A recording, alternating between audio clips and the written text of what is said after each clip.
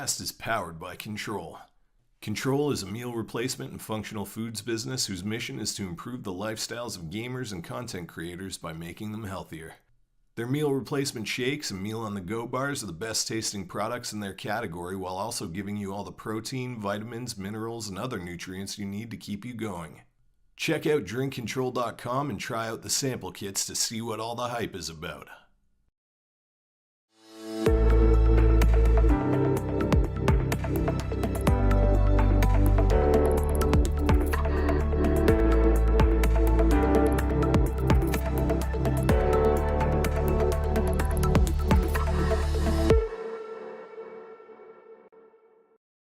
Hello, friends, and welcome to episode 143 of the XboxEra podcast. I'm your host, Sik and Nick, and I'm joined, as usual, by, but not in the same place, Special Nick. What's going on? How's Sydney? Yeah, Sydney's all right. We've only been here for technically like a day and a half. I was gonna have my camera facing out of the hotel to see the city behind me, but then the light wasn't going to be very good and you wouldn't be able to see my ridiculously handsome face. So I'm like, no, I'll turn it the other way so that the light really shows Makes all glow of this. Glow up. But yeah, it's been all right. I just kicked the family out. Yep, I saw you doing that. Yeah. I did like it was a 9-hour drive from Melbourne to Sydney, and we turned it into an 11, having a few stops. Kids stretch their legs, grab a bite to eat, all that sort of stuff. We stopped at a place called Gundagai, where it was like 36 degrees. Lovely. It was very, very hot, and the kids played at like a playground there, but it was a good drive. The new car made it. It didn't feel like an 11-hour drive. It was the new car made it a breeze. Yeah, it was nice. Good. That's lovely. Yeah, and so far here, what have we done? We've got ourselves settled in the hotel, done some shopping, because we're staying, for those of you watching that are from Sydney, and I think there is a couple of people from Sydney, we're staying like in the smack bang in the middle of the CBD, in the middle of the city. Like right in the middle. Central Business District? Yes, like okay. we are part of a major shopping centre in the city. Yeah, so it's been good. So very easy to get this. I tried Five Guys for the first time. What do you think? Yeah. It's pretty good, right? It is. But it's expensive for a burger. Yeah. Oh God, $19 Australian for a cheeseburger. And yes, it was nice, but it wasn't $19 nice. Do you know what I think it is? I think Five Guys is what I imagine McDonald's actually was like in the 1950s. Like when it first started, like before it became this mass-produced, it was all real food. Like that's what I feel like McDonald's was back then, like, where everything was really tasty. But I think there's an In-N-Out somewhere in Sydney, so I want to find it and try them as well. Yeah. Because they're not in Melbourne. They've done experimental stores in Sydney. So I want to try and find the In-N-Out. Do you guys have Gourmet Burger Kitchen over there? GBK? No. It's really nice. Melbourne's burger scene is ridiculously competitive. So we've got a place called, our burgers are just much better. I'm shocked. We've got a place called College Dropout. Now, for those of you who are watching that know Kanye West, College Dropout's one of his earlier albums. So this guy started College Dropout years ago. You mentioned this on the show, and he got taken. Kanye threatened to sue him last year because he uses Kanye's logos, his album names. Okay. Well, fair enough. And for years I've watched this. Yeah, so I have mentioned it before. For years I've watched them. Like, how are you not sued by Kanye yet? So now he's had to change anything. But their burgers are just unbelievable. There's a place called Easy's that has the trains on the roof. Best burgers I've ever had. Amazing stuff. But I had to try Five Guys because I've always wanted to. They were nice. Did you get the Cajun fries, though? Did you get the Cajun? No, I couldn't get fries. So because my son is anaphylactic. Oh, okay. And they cook their fries in peanut oil. Everything's in peanut oil, yeah. Everything's in peanut oil. So I walked in there. So my kids were having Macca's because there was a Macca's right next door to Five Guys. Wow. And then I've walked into Five Guys just to check it out, and there's literal boxes of peanut oil in the shop that you walk past. Is that part of the decor? Is that how they do it? They literally just have all of the stuff that they ship and all the peanuts. Yeah. Just grab a bag and just walk out with it. Yeah, so I went to Macca's to my wife. I was like, yeah, we're not going to Five Guys. She's like, why? Our children will die. You just walk in and there's boxes of peanut oil everywhere. I'm like, they cook everything in peanut oil. She's like, that doesn't sound right. I'm like, they do. It's so true. I said, go in and check it out. So she just walked in and she's come back like with this look on her face. She's like, yeah, we're not going to Five Guys. Like, we can't walk in there with the burger kids. For people with a peanut allergy. Definitely. Yeah. Oh my God, I couldn't believe it. But if you ever get the chance, get the Cajun fries. Get the Cajun fries because they are banging. Okay. Skins on, really got a nice spice to them. And they literally, when you, especially if you get like a takeout order, they just go like, oh, don't ever get the medium or the large. Like just order the small because normally they'll fill the cup, dump the cup that's full into the bag on top of your burger, and then fill the cup again and put the cup in.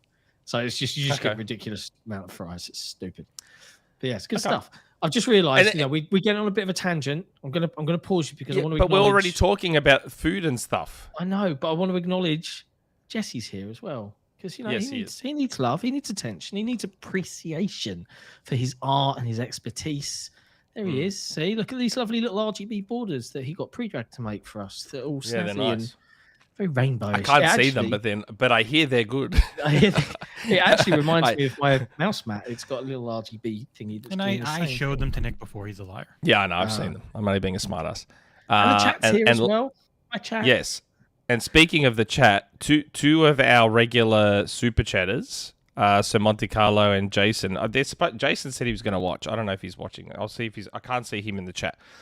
I went out last night with Jason and Sir Monte Carlo.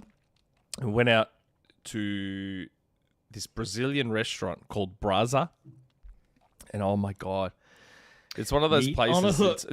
It's all you can eat, and all they do is they keep coming out to you, and just with the rod and the meat on it, and all different meats.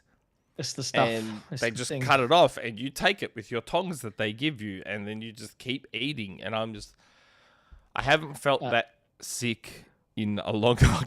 We've got to acknowledge our theory in the chat. That's Brasa, not Brazzers. Not Brazzers. Not Brazzers. Not Brazzers. I would like to go to Brazzers, but no, this was Brasa. Yeah, are you serious? Brasa, Braza.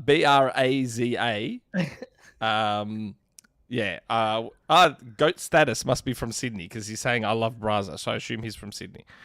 It might be a chain. I don't know. Nice place. During the meal, this band comes out with the drums, and these two girls dressed up in the flowery, feathery attire come out and start doing dances. Very, very loud. So loud that you could not hear a thing. And I was just trying to do everything I could to avoid being picked to get up and dance with them.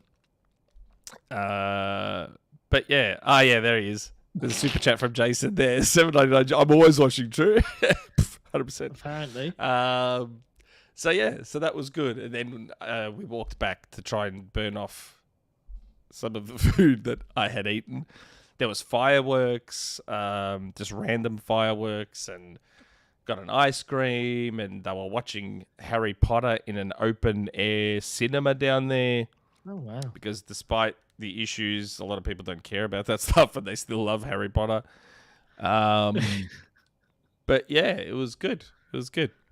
Good. So I know that's a big tangent. So that means I've been playing no games because I've just been organising this trip. It's fine. I haven't turned on a console or anything like all week. Have not played it. Oh, actually, untrue. I have played a game. What did you play? A friend of ours, XBuds, on Twitter, I did not know that the Xbox app has Microsoft Joule 2, and Sudoku built into it. So Microsoft Joule is Microsoft's Bejeweled ripoff. They're really good games. They're really good games, and I've been playing those. I've been playing Microsoft Joule and Joule 2. They're quite good. You should play them. And you get rewards points for playing them. No achievements, which is great. That's a game changer. And you get rewards points for playing them. So I've been playing the two Joule games in the Microsoft Xbox app. play them. They're good. I haven't been playing much new. Been doing a bunch of. I downloaded the Series XS patch because I think Outer Wilds has it now. At least it had the XS logo on it. Oh, okay. It's one of those games I've heard from so many people is like a 10. You know, it's like a amazing indie game, and I understand the premise, and I understand the time loop and stuff, but I just haven't. It hasn't snared me yet, so I've downloaded that to try and give that another go.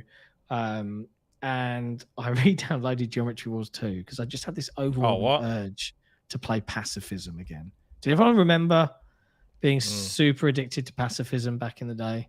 Yep. Like Geometry Wars is a good game. Oh, so good. I didn't like Geometry Wars 3. They did too much. It was too. No. It was too much. But yeah. I'm so glad they're backwards compatible. Oh god, yeah, it was so lovely to be able to just like bump and download them, and there they were. Yeah. But hey, we've got 100 people watching right now. We've got a bit of a good show, I think, tonight. We're going to talk a little bit about the Xbox Developer Direct, what we expect to see, what beyond what's been shown. Talk a little bit about Starfield. We're going to talk a little bit about Ubisoft and their recent woes. We're going to talk a little bit about Playground Games and Fable and Maverick Games, the new studio. We're going to talk about all sorts of things. There might, according at least to the show notes here, there might even be a rumor mill of such gargantuan, noisy proportions that I almost didn't want Nick to do it. But we're going to do it. We're going to talk about it. Because we've heard it. We've been making references. Anyway, hey. While we're here, chat, before we get stuck into the news, hit that like we have another super chat. Do we? Tai Casares, how did you survive yesterday's heat, Nick? Well, Tai, I missed yesterday's heat, and I'm annoyed I did, because in Melbourne yesterday it was 40 degrees, which is 40 Celsius, which is like, what, 110, 120 Fahrenheit? Something silly. And I missed it, unfortunately, because I was here in Sydney. So I arrived in Sydney Friday. So Saturday was the hot day, so yesterday. And unfortunately, I missed it. And on Tuesday, it's going to be 38. So I'm missing that as well because we're not getting back home till next Thursday. So you'd be real happy here tonight, Nick. It's going to be about 2 degrees Celsius in Florida. Wow. Oh my God. No, it's beautiful. Like Sydney's weather is okay. It's like high 20s, which for most people is quote unquote perfect. I prefer it a little bit hotter.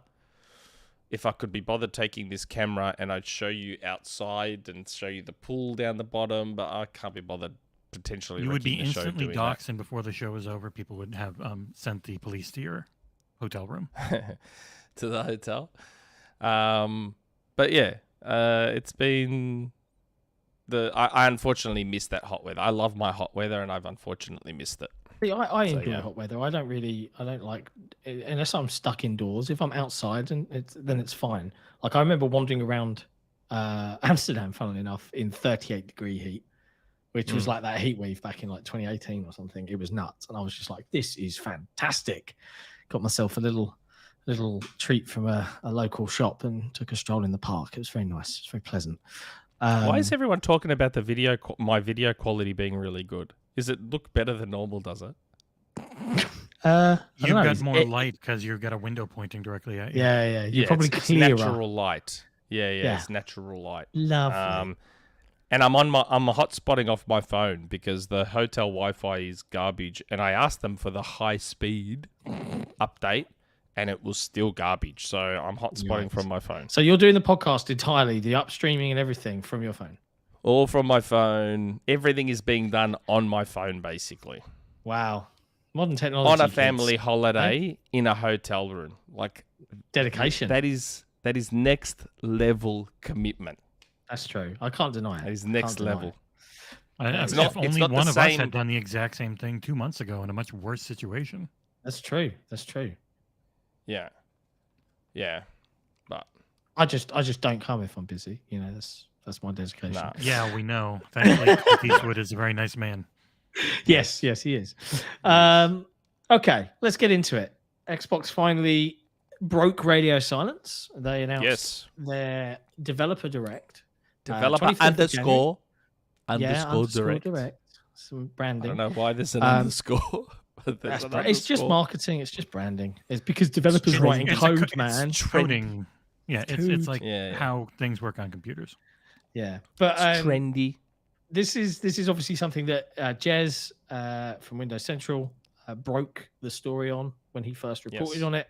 It then got confirmed a couple of days later. I gotta wonder if I'm Microsoft, I'm like, for fuck's sake, Jez, because you saw for those 2 days, like Jez was like, don't think Starfield's going to be there. Don't think Starfield's going to. And obviously, that's going to immediately be like, and all of the concern trolling and I remember seeing some ridiculous YouTube thumbnails with people like, what the fuck, like that. Oh, with their faces going. Oh god, the faces.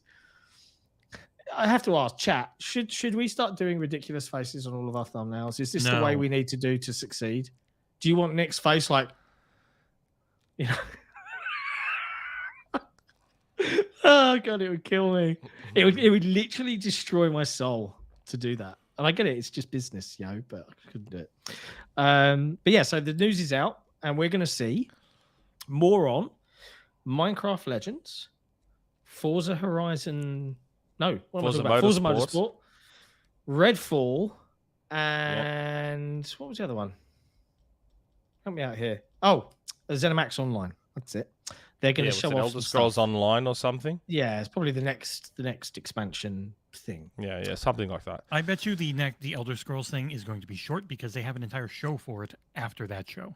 So they're probably just going to do a trailer that announces what the next expansion is. It's funny. And the deep dive is after.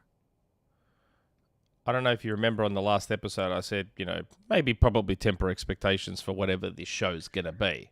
Yeah. And that's pretty much exactly what you should do. Like, already I saw people, is the Gears collection going to be announced there? And I'm like, it's not that kind of show. Like, that's not what this is going to be. Everyone just needs to calm down on what this show will be. Let's just hope for dates. That's it. Let's just hope for dates on stuff. Like, that's what I was on the Level 1 Double XP podcast. I think that's what it's called. I hope I didn't get that wrong. And we were talking about it there as well. And I was just like, let's just hope for dates. That's it. Dates for Forza, dates for Redfall. That's a fair assumption. I think we've got, what's the shows? 43 minutes long currently.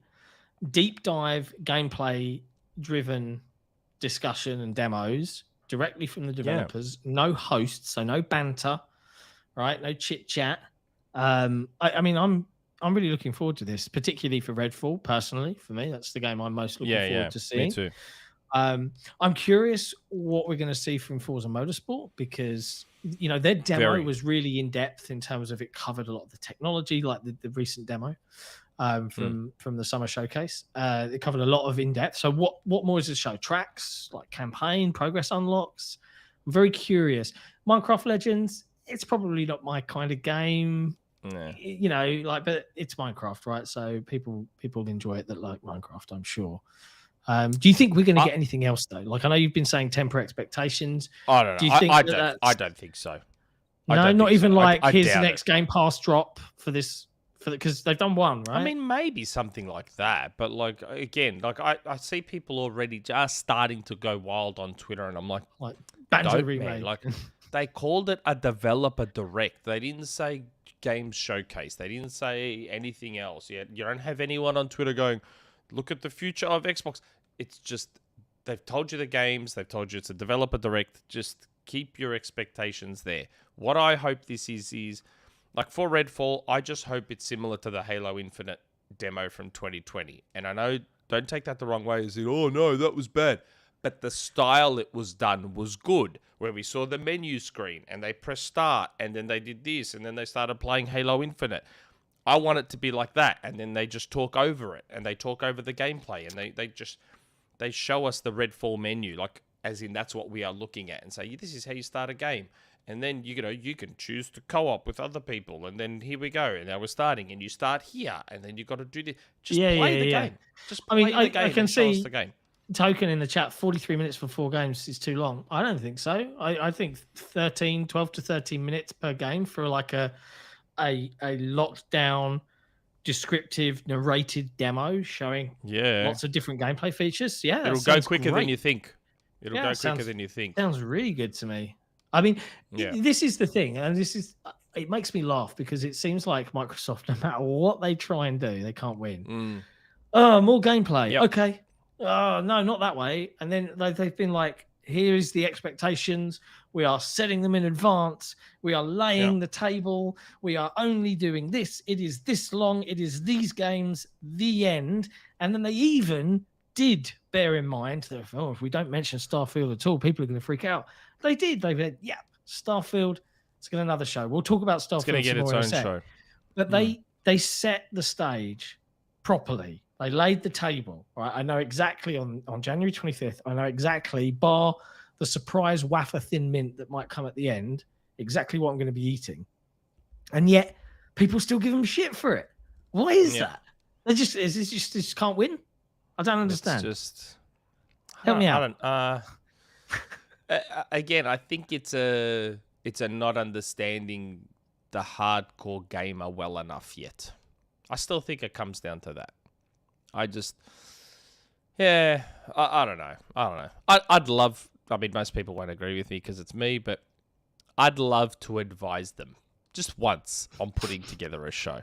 Trust me, guys. I'd love to just one time help them put together a show.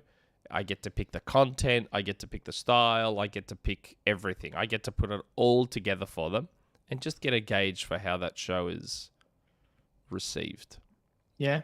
Because you reckon I reckon I do a good job. There you go. Aaron Greenberg, if you're watching, he wants a job. Just a temp, one-off trial run. I do. But anyway, look. Speaking of Bethesda, I just read Bethesda in the chat. Speaking of Starfield, now, let's talk about the promise that Microsoft made to gamers everywhere, right? Gamers with a capital G. Promise. Let's talk about the promise. It's not a binding contract. I said this last week. Let's talk about it. Let's talk about the promise, right? What did they promise, Nick? What did they say? Okay, let's take the word promise out of it. So what last did they say? Was it a show in July where they said these are the games for the next 12 months? Yeah. So that means means everyone took. June. Sorry. Which everyone took as a binding contract that Microsoft legally can't get out of without exploding as a company and dying. Like, I said last week, maybe move Starfield, push. I didn't say delay. I just said move it. Move Starfield to the second half of the year. Yeah. Just move it. You've got nothing in the second half of the year that we know of. Just move Starfield into that second half. So that it can dominate. We were talking about this with Rand last week, right? And, we were playing the what goes where in the release calendar if all of these games have to release because of the promise before June. And it doesn't really work, right? There is a shed load of games delayed from 2022 coming out the first half of this year. 2, we already know what's coming to Game Pass to a great degree. Like, there's tons of incredible variety of games announced from your indies to your AAs, your AAAs, all of these day one titles. And then they've somehow got to slot in a behemoth IP like Starfield. I can't help but feel that it makes sense financially, business-wise, and just in terms of the rest of the calendar to push Starfield and drop it in September or even November. Yeah. Like, it's a holiday game. It would dominate the Black Friday stuff, all of that jazz. That's what I would do if I was Microsoft. But do you think that if they do that and if they're super clear, so hey guys, don't worry, we're going to do a Starfield show later on, and then that Starfield show rocks around. No. My camera. For audio listeners, Nick just knocked his camera off of whatever he's got it balanced on. Was that a Series S you've got it balanced on? Yeah, it's sitting on top of a Series S. And I wanted to move it a bit. What a wally, eh? It fell down. Okay, sorry. But so Starfield, if it lands in September, November, do you think that people will be, okay, or will that be it? And it's Microsoft broke the promise and they'll be taken to task? No. If and when they announce Starfield in the second half of the year, people are going to shit chickens. Like 100% people are going to shit chickens over it. Like they're just going to lose their minds over it. They will. They will. Britt, are you trying to trigger me, Britt, right now with that comment in the chat? Irregardless. Irregardlessly, they're gonna whinge about it. Nah, it's not rightly so, Captain Takashi. It's not rightly so. If like there's so many games for everyone to play. If Starfield is there out on its own in the second half of the year, you should be happy because it's going to be there by itself with nothing else to distract you, and you just get to play Starfield. It's a good thing. Like, yeah. I don't know. It's well, that's the other thing. And Tai Kasaris in the chat, personally think it's a bad idea if Starfield releases in April or June. If Redfall's going to release in May, because we've had that leak, May the 2nd for Redfall. Yeah. That's not confirmed. That's just what's on the scuttlebutt of the internet. One of Phil's things is he said he wants to release a big game quarterly. And that's the thing, right? There's too many to pack all in before June. So it makes sense. Right. And is it going to damage Starfield to get more time and more polish? You know, I've seen a lot of conversation about, Starfield's only going to be 30 FPS on Series X. Well, add a 6-month window for more optimization, and maybe that's not the case. Maybe you'll definitely get your 60 FPS mode. Might. Just saying it. I mean, there's either Xbuds in the chat. I mentioned you earlier, Xbuds, how you talked about Microsoft Joule and Joule 2. That's what I've been playing this week. Those are your games. But yeah. That's the thing. That's where we're at. I don't know. I think people need to. There's so many games this year. Like, don't stress about a game being pushed to the second half of the year.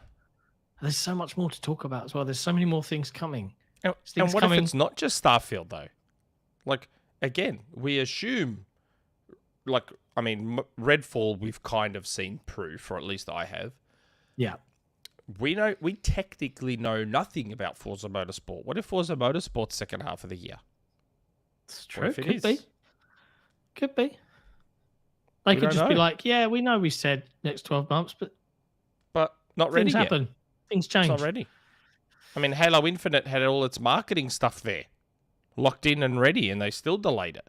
Like, they're not going to not delay or push out a game just because of some nebulous, this is what's coming in the next 12 months thing that they said about a show last year. Like, it's not a binding contract.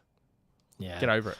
I've already seen mainstream game media sites like espouting that opinion of, well, you know, they've broken their promise. And I was like, promise? Promise? That's a strong word. It's a strong, hefty word. I don't understand why that's a promise. Like, so does everyone take this attitude when other games are delayed? Like, the original God of War teaser trailer said 2021. Oh, they broke their promise. Came out in 2022. Oh, no, it's because Microsoft said it, and because the narrative is set now because of a bad 2022. That's why. 2022 was rough. Apparently, even though I had plenty to play, 2022 was rough for Microsoft first party in particular. So now they have to show that they can deliver on what they say they're going to do. And I think that's why they're going to be taken to task a little bit more. And I get it. In a very cute. I mean, I don't care. I don't agree, but I do get it. So sorry, I keep fiddling with my camera. I'm just trying to. I don't know. I figure just in case we go really long and the family needs to come back, at least if the camera is not looking right at the front door of the hotel and they need to come in, then they can. Fair enough. You'd be hot on that mute button, my friend. But I don't think we'll have a crazy long show today. I've been decorating all day. I'm pretty tired. I don't know about you. I was covered in paint. I just think that maybe people should prepare themselves for stuff that was promised in the first half to be in the second half. We talked about it last week. I think all will land before June, except for Starfield. I think that's going to come in September, November. But hey, we'll see. We'll see, folks. Don't worry. The games are still coming. There's so much to play this year. It's hard to be mad, right? Right? I'm really looking forward to Redfall, man. The more I see, good. the one thing that worries me still is all of this nonsense about a host-only progress co-op mode. Yeah, I know. Don't do this to me. Come on, if Halo Infinite. Infinite's devs can sort out load up a save, but everyone gets all the unlocks and it counts toward. Come on. It's not everyone gets all the unlocks. You still have what you have, but it depends. If it's a deeper leveling system, and then I can see it just not being fair for someone fresh going into a late game.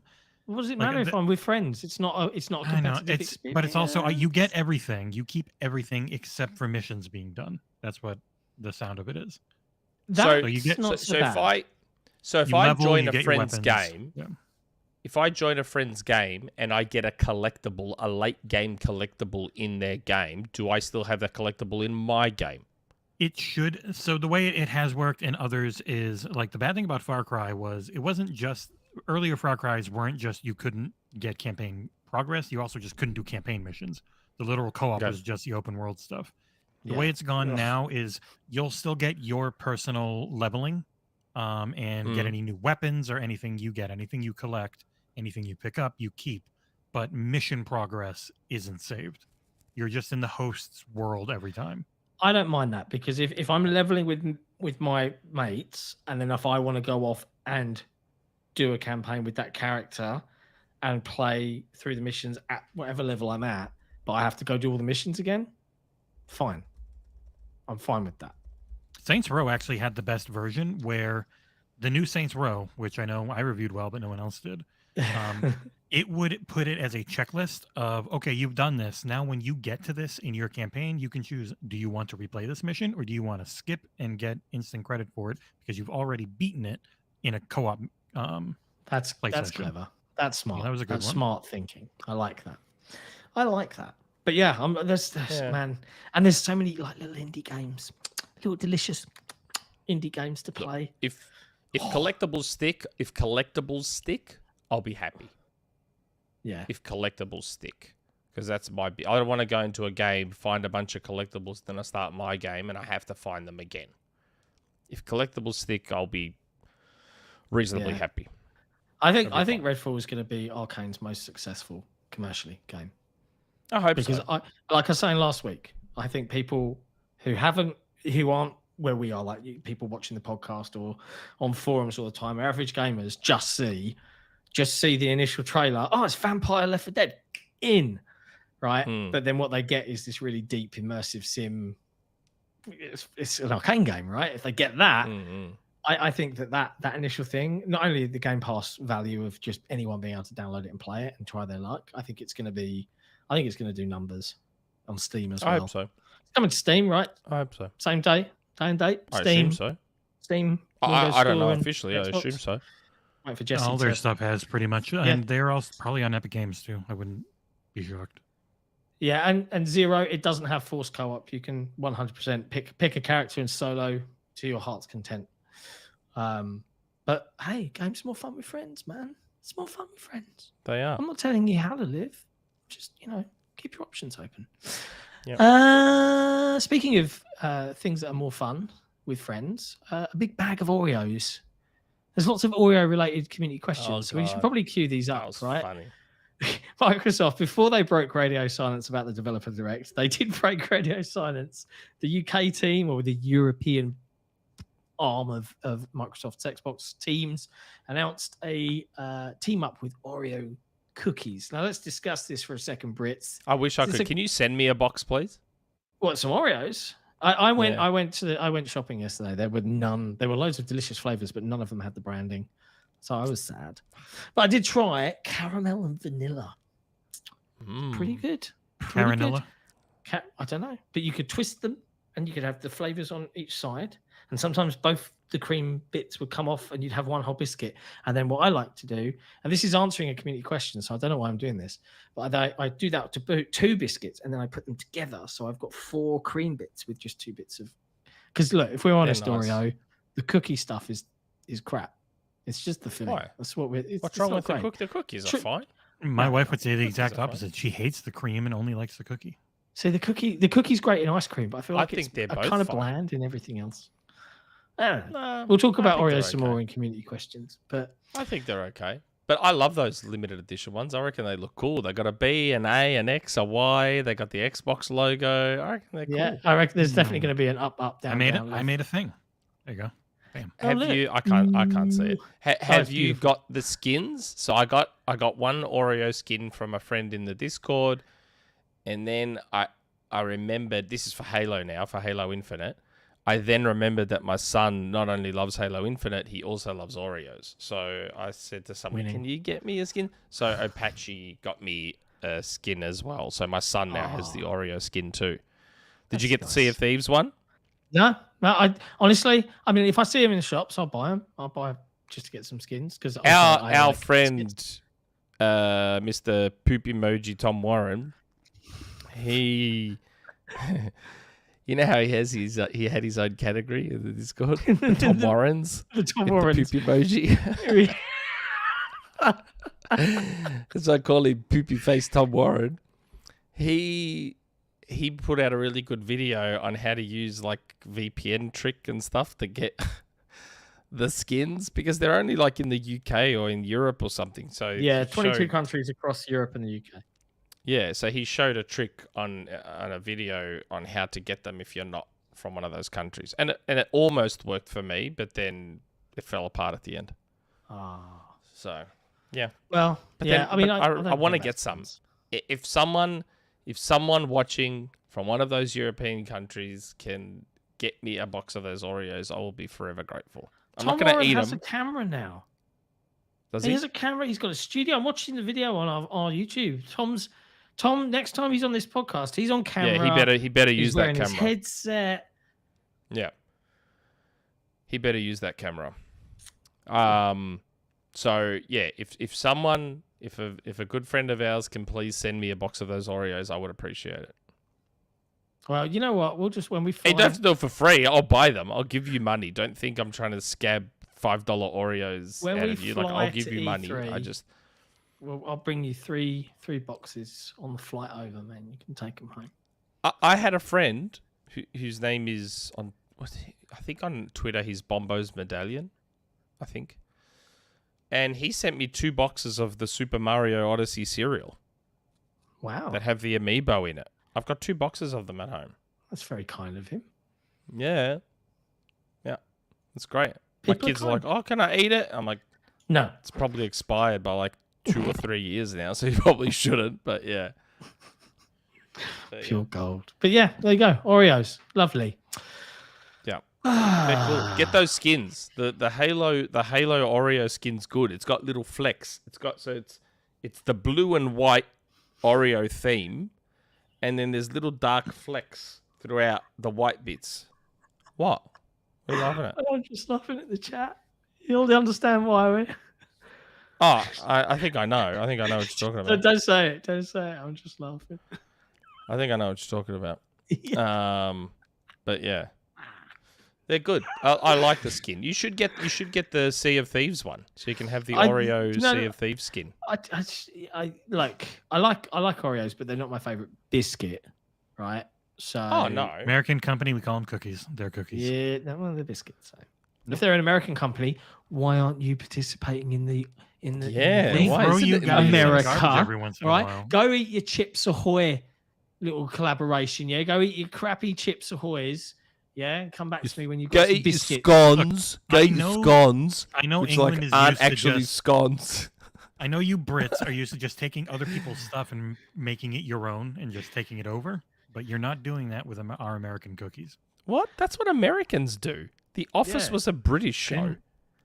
Well, yeah, he licensed it out to 500 other countries. We didn't steal it. He brought it over.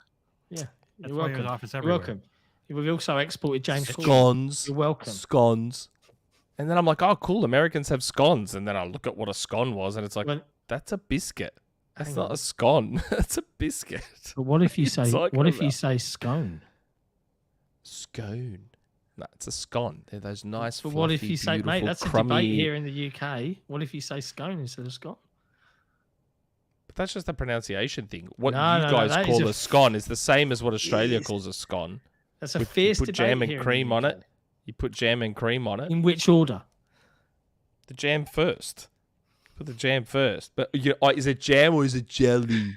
No, it's jam. You know, That's American. I know, but in the US Come on. they call it jelly. It's like, it's not jelly. What do they call Jello? Oh, Jello. Yeah. Jello. They called what we call jelly. They call Jello. What we call jam, I don't know what they call. What do you call jam? They call it jelly. No, jelly. they call it jelly. That's right. They call it Yeah, jelly. yeah. Yes. They call it jelly. And what we call jelly, they call Jello. Ladies and gentlemen, the XboxEra podcast, where we settle the real things that matter. And what we call a scone, they call a biscuit. What? It's so weird. It is so weird. And yeah. Anyway. Silly. You know, Anyway. that can even just change regionally too. It's not even within a country. It can be completely different, especially one as big as Really? America. Yeah, Yeah. America is it's pretty big. America's enormous. America's like 10, 15 different it's- countries. It's the size of Australia in Yeah, physical but size. we use all of it. Yes, you use all of it, and we only use the coastlines. That's it. We are We- all around the edges, and that's all. We've The got a rest is flyover too country, but dangerous. even there, millions of people. Oh, God. Anyway, But hey, yes, food. outside food. of that, the other thing I saw in the news is there lots and lots of debate because Ubisoft have cancelled lots of games that are apparently in development. Unannounced games. Unannounced They games. cancelled. I saw one Unannounced. developer joking that there were tons of battle royales, and Yes. Skull and Bones delayed again. Again. Without You know, I any said type this of on actual Twitter. date. Do you remember when there was a time where Skull and Bones was announced and Sea of Thieves Killer? had just come out? It had just Yeah. come out. Yeah. And then Skull and Bones was announced, and everyone's like, Oh, R.I.P. see you Sea later. of Thieves. Oh, Sea of Thieves is dead. Isn't that a very different time now? This is the 6th delay for Skull and Bones, I believe. It's nuts. And do you know what's crazy? And I think they've really messed up here is because even after all the stuff they've shown, it turns out you apparently never leave your ship. Like you never really? stop, No, you don't not walk during around. combat. You do leave your ship to walk around the hub. Like ports, to- yeah. Yeah, in between. It's only a ship game when you're actually doing combat. Yes, it's what it's always But, been. yeah, so you can't go on land and go exploring beyond the hubs. No. Like if you Nope. right? And that I think is like honest to God, guys, Ubisoft, your share price is tumbling, you're not selling games like you used to, and you keep making flops. Like people played Black Flag and they loved it. You could have just made Black Flag 2. You could have just made Skull and Bones that, but without any of the Assassin's nonsense. Right? That's as simple as it could Hey, be. look at this. Never mind. Look at As this, we've John. spoken about, You go as on we've land spoken and you about do in the past, investigations. Oh, exciting. as we've spoken about in the past, we got a very lengthy document on Skull and Bones We did. a while back. That looked a lot like this footage. It had it all did. the same art style. It did. I'll look. I'm never going to be allowed to show this document because it has someone's name all over it, so they'll get in big trouble. But were man, wrong. You we've could go on. known great detail about Skull and Bones for quite some time. All the factions, how everything works, the whole lot. I think whole that's lot. all going to change more and more because they don't seem entirely sure about what it's going to be. Well, That's yeah, the problem. I mean, it could have changed a lot since that document. I think that document's like a 2020 document, so it could have changed heaps since then. But it's full blown, like it's like 70 pages. It's like a lot. And John wanted to do an article, and I kept saying, "I can't do an article. I'm not allowed." And he's Well, like, to be honest, I did "Man." get a lot of the images completely sanitized, so there was no. But yeah, I get you? it. Yeah, Why did you tell me that? I did at the Good. time. You never pay attention. Really? I don't remember that. If I had known that, I may have taken that to my source that sent it to me and said, "Look, we've sanitized the images. Can we start using them?" I would have asked. Yeah. That would have been a scoop. That would have been a good scoop. We would have felt like Jez Corden of Windows Jez Central fame Gurdon. with the Felt like scoops. Jez Gurdon. Oh dear. But yeah, I look, hadn't watched but this yes. gameplay before, and it does seem like there are specific areas you can go and walk on land and pick up a thing and then walk back on your ship. But that's the thing. I think people want more than that. They want freedom, but with this, that's what they game want should GTA. be. They want Grand Theft Auto on the sea. Yeah, that's what they want. Grand Theft Auto on the sea. Yeah. Grand Theft Auto. Yes. That's exactly what they want. That is an apt name. Yes, his name is Jez Gurdon. Now, my hope is, because I said they've cancelled a lot of unannounced games. Now, something that was on a rumour mill of ours, and then I believe even Jason Schreier may have mentioned it, so all of a sudden people believed it, there was a 2D Prince of Persia game in the works. Yeah. That I think even Jordan Mencher was involved in. That was never officially announced. I mentioned it. I think Jason Schreier mentioned it, that it existed, but now I'm kind of scared that that's one of the cancelled ones. And I would have loved a brand new 2D Prince of Persia. But They're I am meant to now be worried. remaking Sands of Time as well, right? Sands of Time, but that's announced. They said they've cancelled a bunch of unannounced stuff. Okay, so Sands of delayed? Time is still coming, but is still It delayed. got delayed again. It has no real time frame or date. How from does what I a remember. remake of an OG Xbox game become such an looked involved horrible. piece of work? It looked really bad. Remastered the art, whatever they changed. Do you know the one Prince of Persia game that still looks fucking great? 2008. Yeah, man, that art style was it Whoa. slapped. It slapped. 2000, and it's backwards compatible. It's BC. I haven't played that in ages. I'm really tempted to Oh, go so get that. good. I love It's so good. Wait, Go write your did I review, get- John. wait, hold on. Did I get a DM about that? Okay. And lo, the rumor mill expands. I mean, I would know these things if you would just let me be your secretary and organize it all for you. Give me all your logins. Come on. Okay, I better not say anything more, just in case I did and I wasn't meant to say anything. Anyway, I won't say anything. Yeah, but what do you think though? Ubisoft, like, have they run out of imagination? Are they chasing trends? Because they just feel like they don't know what they're doing creatively anymore. Like, But it's you think weird, about 'cause they are the trying stuff. size of them. Isn't Roller Champions theirs?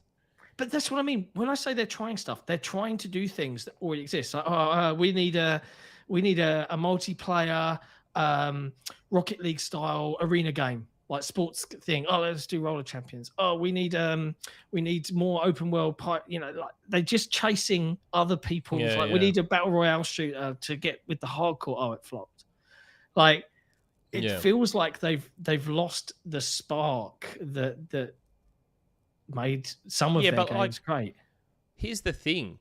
Like, they've kind of abandoned Rayman now as well, and those Rayman games were really good. Yeah.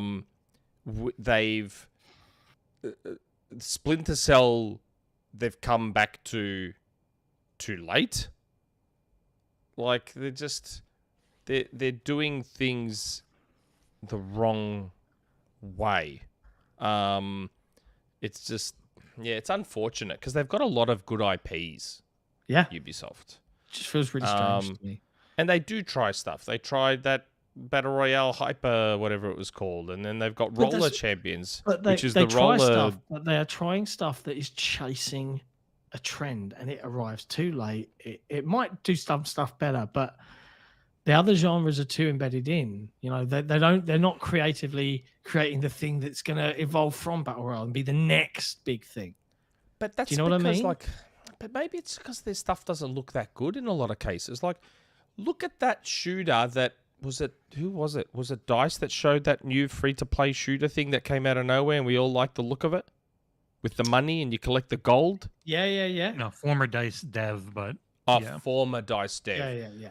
There's that Stockholm new... studio. Yes, there's that new studio that announced that shooter and everyone was like, oh my God, how good does that look? It did look. Has anyone done that with any of Ubisoft's new things that they keep showing? No.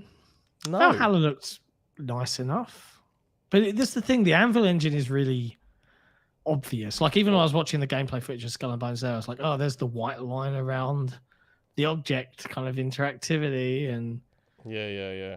I don't know. Damn this camera. Sorry, everyone. It's all good. Sorry. It's all good. I can see Kay Asante in the chat. Hey, Kay. Yes. Nice to see you. They greenlight projects by committee. They actually have a trend committee. I mean, what a depressing world we live in, people. Yeah. That's It's not how just- you're going to find success. Yeah, they You're need gonna find to. I success don't know. by telling your workers it's on you now. You guys need to work harder. Man, I'm and glad you longer. brought that up. Please, you must make up for all of my terrible decisions, and you must work yourself to the bone. And if you do not, then it is your fault that we fall apart. I don't know. They need to. Beautiful accent. But then they're doing stuff like Valiant Hearts 2. That's Ubisoft, isn't it? But where- Exclusive to Netflix, if it is. Yeah, but where know is the it? Ubisoft. Where is I don't know. It's a shame. Like, it's weird. They're in this weird spot where they do try stuff and they do do stuff that's different. But just, I don't know. I think Assassin's Creed has been a blessing and a curse.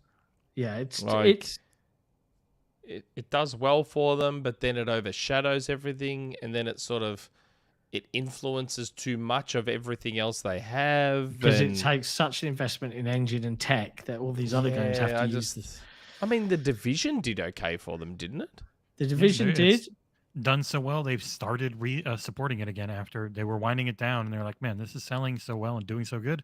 We're putting a team together to keep putting content out for this game, and it's doing good." And Rainbow Six Extraction. Siege. Came and went, as far as I know. It's No, it's still doing very well. Rainbow Six is a Siege. game. Rainbow Six Siege. Shit, Yeah, sorry. yeah. Siege. I thought you were Extraction, talking yeah. about the alien I like virus. that game too. That was fun.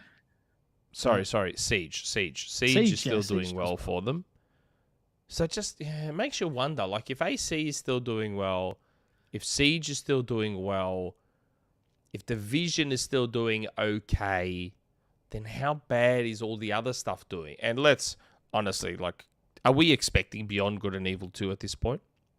God knows. But here's the thing, right? You just listed Siege, the Division 2, and Assassin's Creed. Assassin's Creed. Even the Assassin's Creed is made to be so drawn out and played for a huge, insane number of hours. Right? Even though it's not a live service game, it's treated like one, right? Would you say that's fair Yes. to say? I would actually call Yep. it a live service game because they are constantly updating. it. Constant Yep. new content updates, right? Now, Well, you can buy in-game currency in this is Assassin's where Creed. I don't understand. Even Immortals had it. But this is where I don't understand company mindsets. Oh, we've got so many millions of players playing these games, and they're huge games, and they take hours and hours. What and we are pump these out all the content. accents you two are doing? I don't know. What are I these just do the accents accent. you two are doing?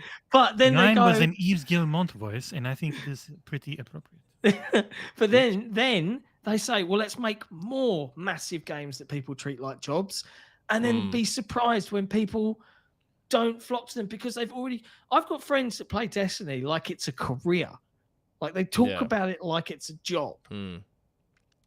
and I have there's that with no World of room Warcraft. for other games, right? Mhm. And if every game's a live service game, none of them will succeed, or one Yeah. or two will. Everything else will fail. I think that Mm. there is a big God, bubble. there's the coming crew that's gonna as burst. well.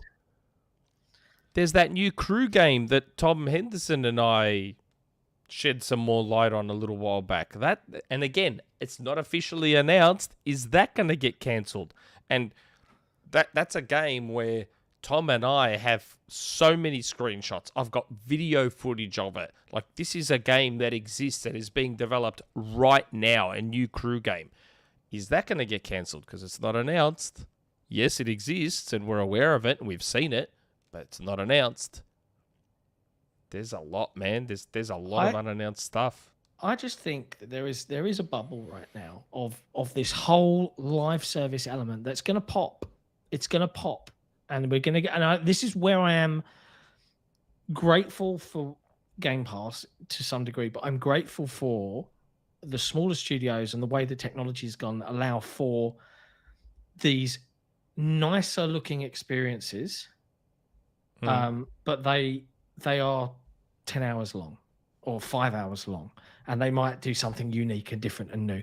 That's the stuff that's my bread and butter on Game Pass now. It is not the big, you got to log in every week to get your daily, your weekly, and no, it's not. It's too much. Yep. It's gonna pop at some point. It's gonna pop. I fully believe it. Yeah, We missed a I super feel for chat. them. We missed a super chat. We did miss the super chat. I just noticed, actually, I quite like this comment from Everyone's Idol Goro. He just tagged me. He goes, "You being held back by the Series S." I like that. Yes, I am being held back by the Potato Series S. Speaking of potatoes, Hey, there's a super chat here from Phalaxis 83, who I believe might be from Sydney. I think Sydney. Yeah, I think so. Potato scallop or potato cake? Now, don't start on me, Phalaxis. Victorians say potato cake. Queensland and New South Wales say potato scallop. Now, this is one of those instances where because McDonald's in Australia just launched potato scallops, which are just potato cakes. I don't know what you guys call them. So, John, what do you call? So you get fish and chips, yeah? Yeah. And at your fish and chip shop, they've got the fish, the chips, dim sims, prawns, crumb prawns, all those sorts of things.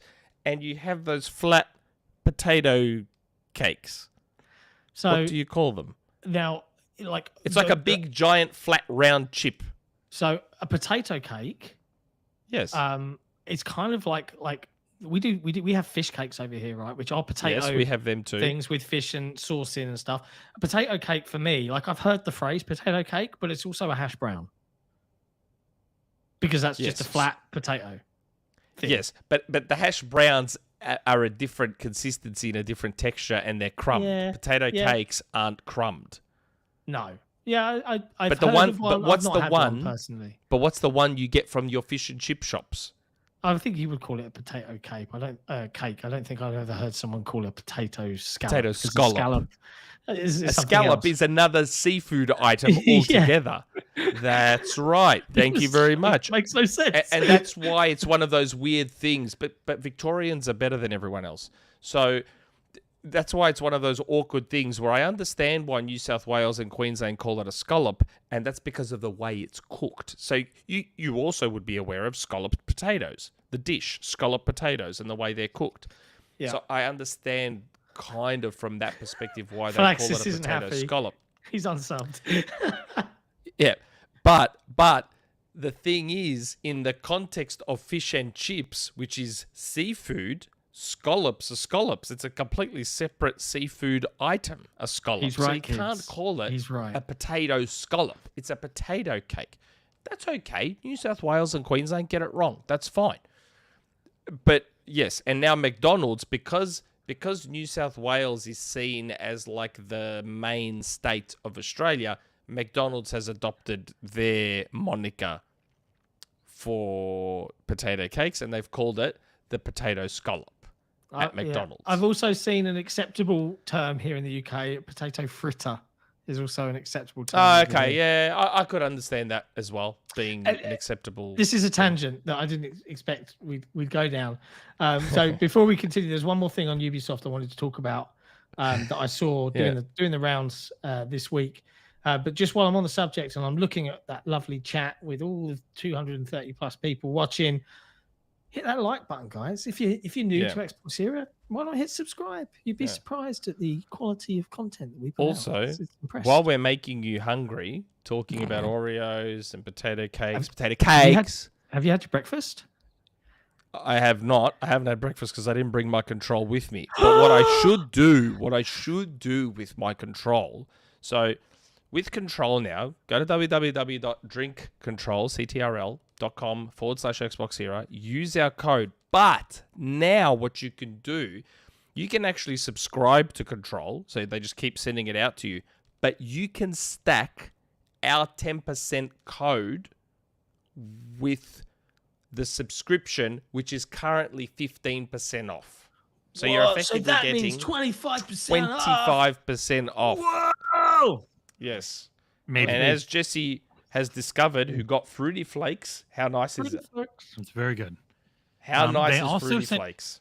It is fantastic. They also sent one new bar that I don't know. Yeah. I think it was a little extra they threw in. I don't know if I couldn't find that they've ever talked about it before, but it was a peanut butter s'mores bar. Oh, what? And it was unbelievable. It was one of the best meal, like healthy feeling meal replacement things that just tasted like I'm telling you, man, this stuff so tastes good. unbelievable. Like, I refuse to believe it's healthy in any way because of how it Look, tastes. we all know Nick has some of the worst opinions and is quite wrong most of the time, but on Control, No. he is absolutely correct. Oh, It is man, that Fruity Flakes. It's just like you are drinking the milk. So when you eat Fruit Loops, if you don't like Fruit Loops, well, you might be shit out of luck. But when you have Fruit Loops and it's been soaking in the milk, and then you drink that milk after you're finished, that is exactly what it tastes like. It's so nice. It's so nice.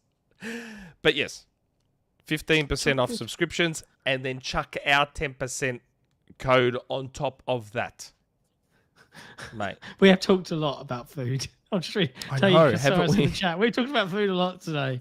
I'm sorry, chat. We're just, It wasn't intentional. Like, it's just there was the Xbox conversational, man. Oreo thing. There was the Xbox Oreo thing. Because I haven't played any games and I'm in Sydney, all I've done is eat up here.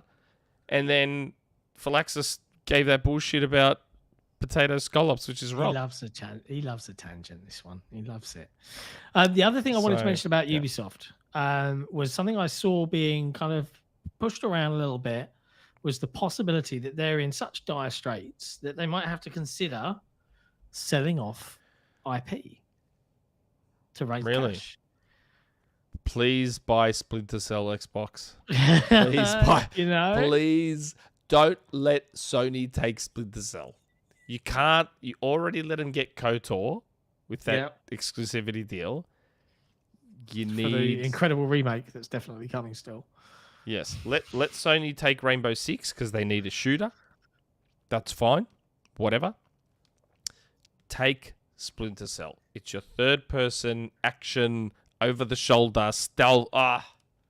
And let Coalition do it. Let Coalition revive Shangheist as a new Splinter Cell game. With Michael Ironside. With Michael Ironside. The dream. Oh, my God. The dream. Can you imagine what that would look like visually? It would be disgustingly pretty. Because Coalition are like... They're basically unmatched. I know people like to cream their jocks over whatever Sony does, but the Coalition are unmatched. Like, they are Epic with the Unreal Engine outside of Epic. Yeah. They can handle the Unreal Engine like Epic can. So you give them Unreal Engine 5 and say, hey guys, we just bought Splinter Cell. Go make a Splinter Cell and use ray trace lighting so there doesn't need to be a shadow meter and you actually have to be in the shadows or they'll see you. And, it would be great. That has to happen now. They helped out on the Matrix demo, Matrix demo. And it looks, that incredible. So there's lots of potential this gen. It's very exciting times. Maverick Games were formed earlier this week and announced as a bunch of Forza Horizon leads left Playground Games to form a new AAA studio here in the UK at Leamington Spa. Some of the key talent is gone. Yes. So I guess that means Forza Horizon's doomed, right? Absolutely. No, Fable's doomed. I saw some reactions. I was like, it's a different team, man. But wasn't it Forza Horizon team people that left? Yeah, exactly. That's why I was like, come on. But this is, I think we've had the creative director of Forza Horizon, Mike Brown, has become creative director at Maverick Games and studio head. Maverick Games. I love their logo.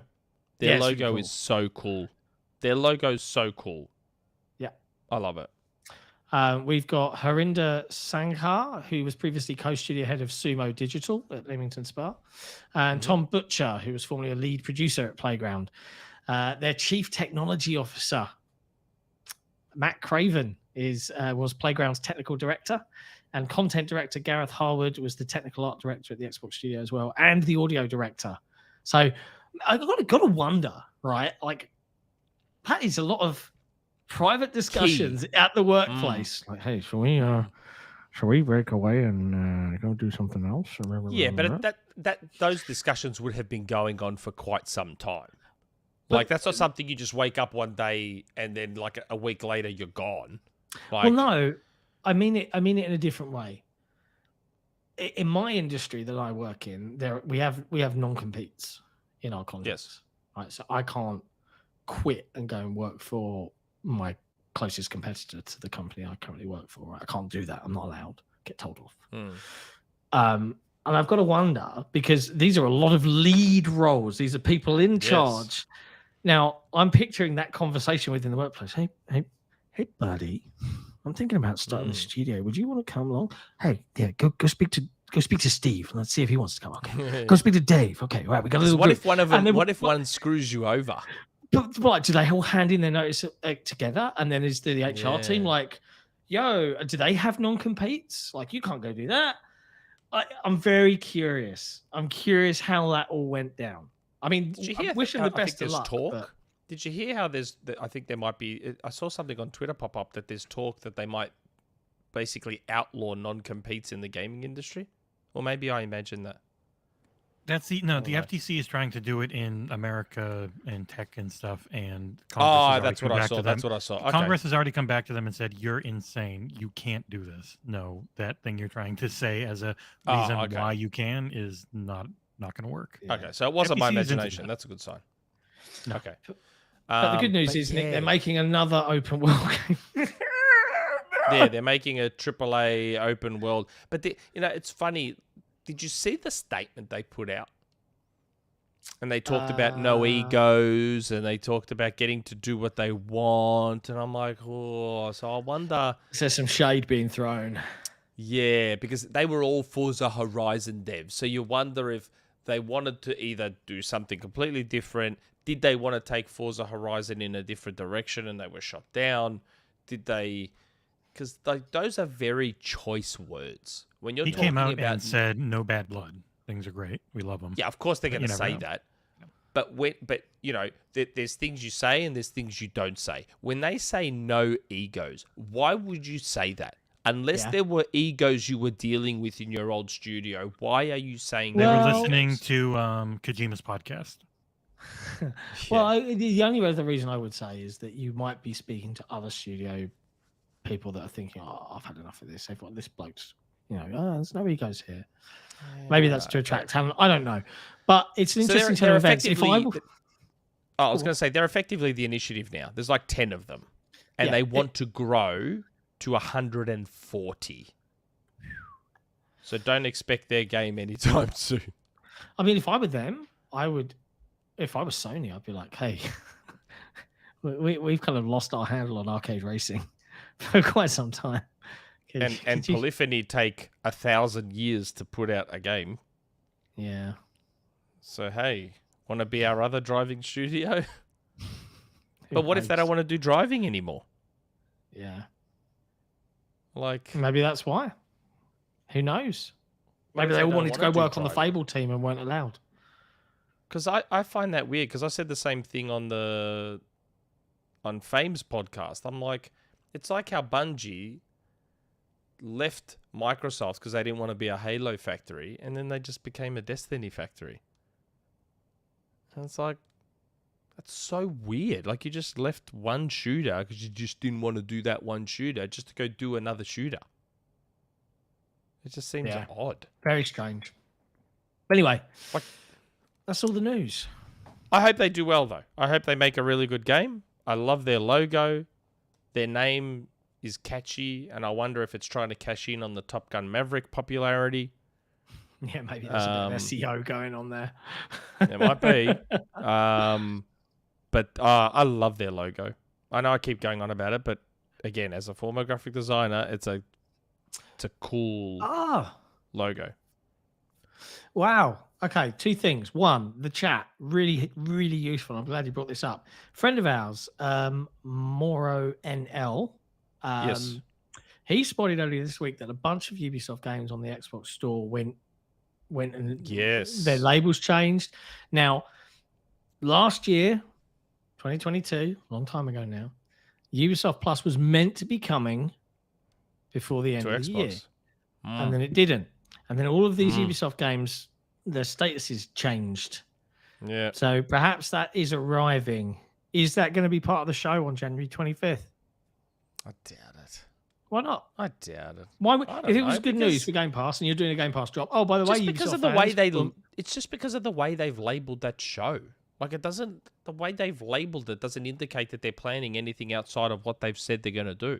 I'm not saying it won't 100%, but like, but don't expect it would be weird. I bet 'cause you then they're you're- in the under promise, over deliver style of showcases. Yeah, but then you're back in the mixed messaging space again.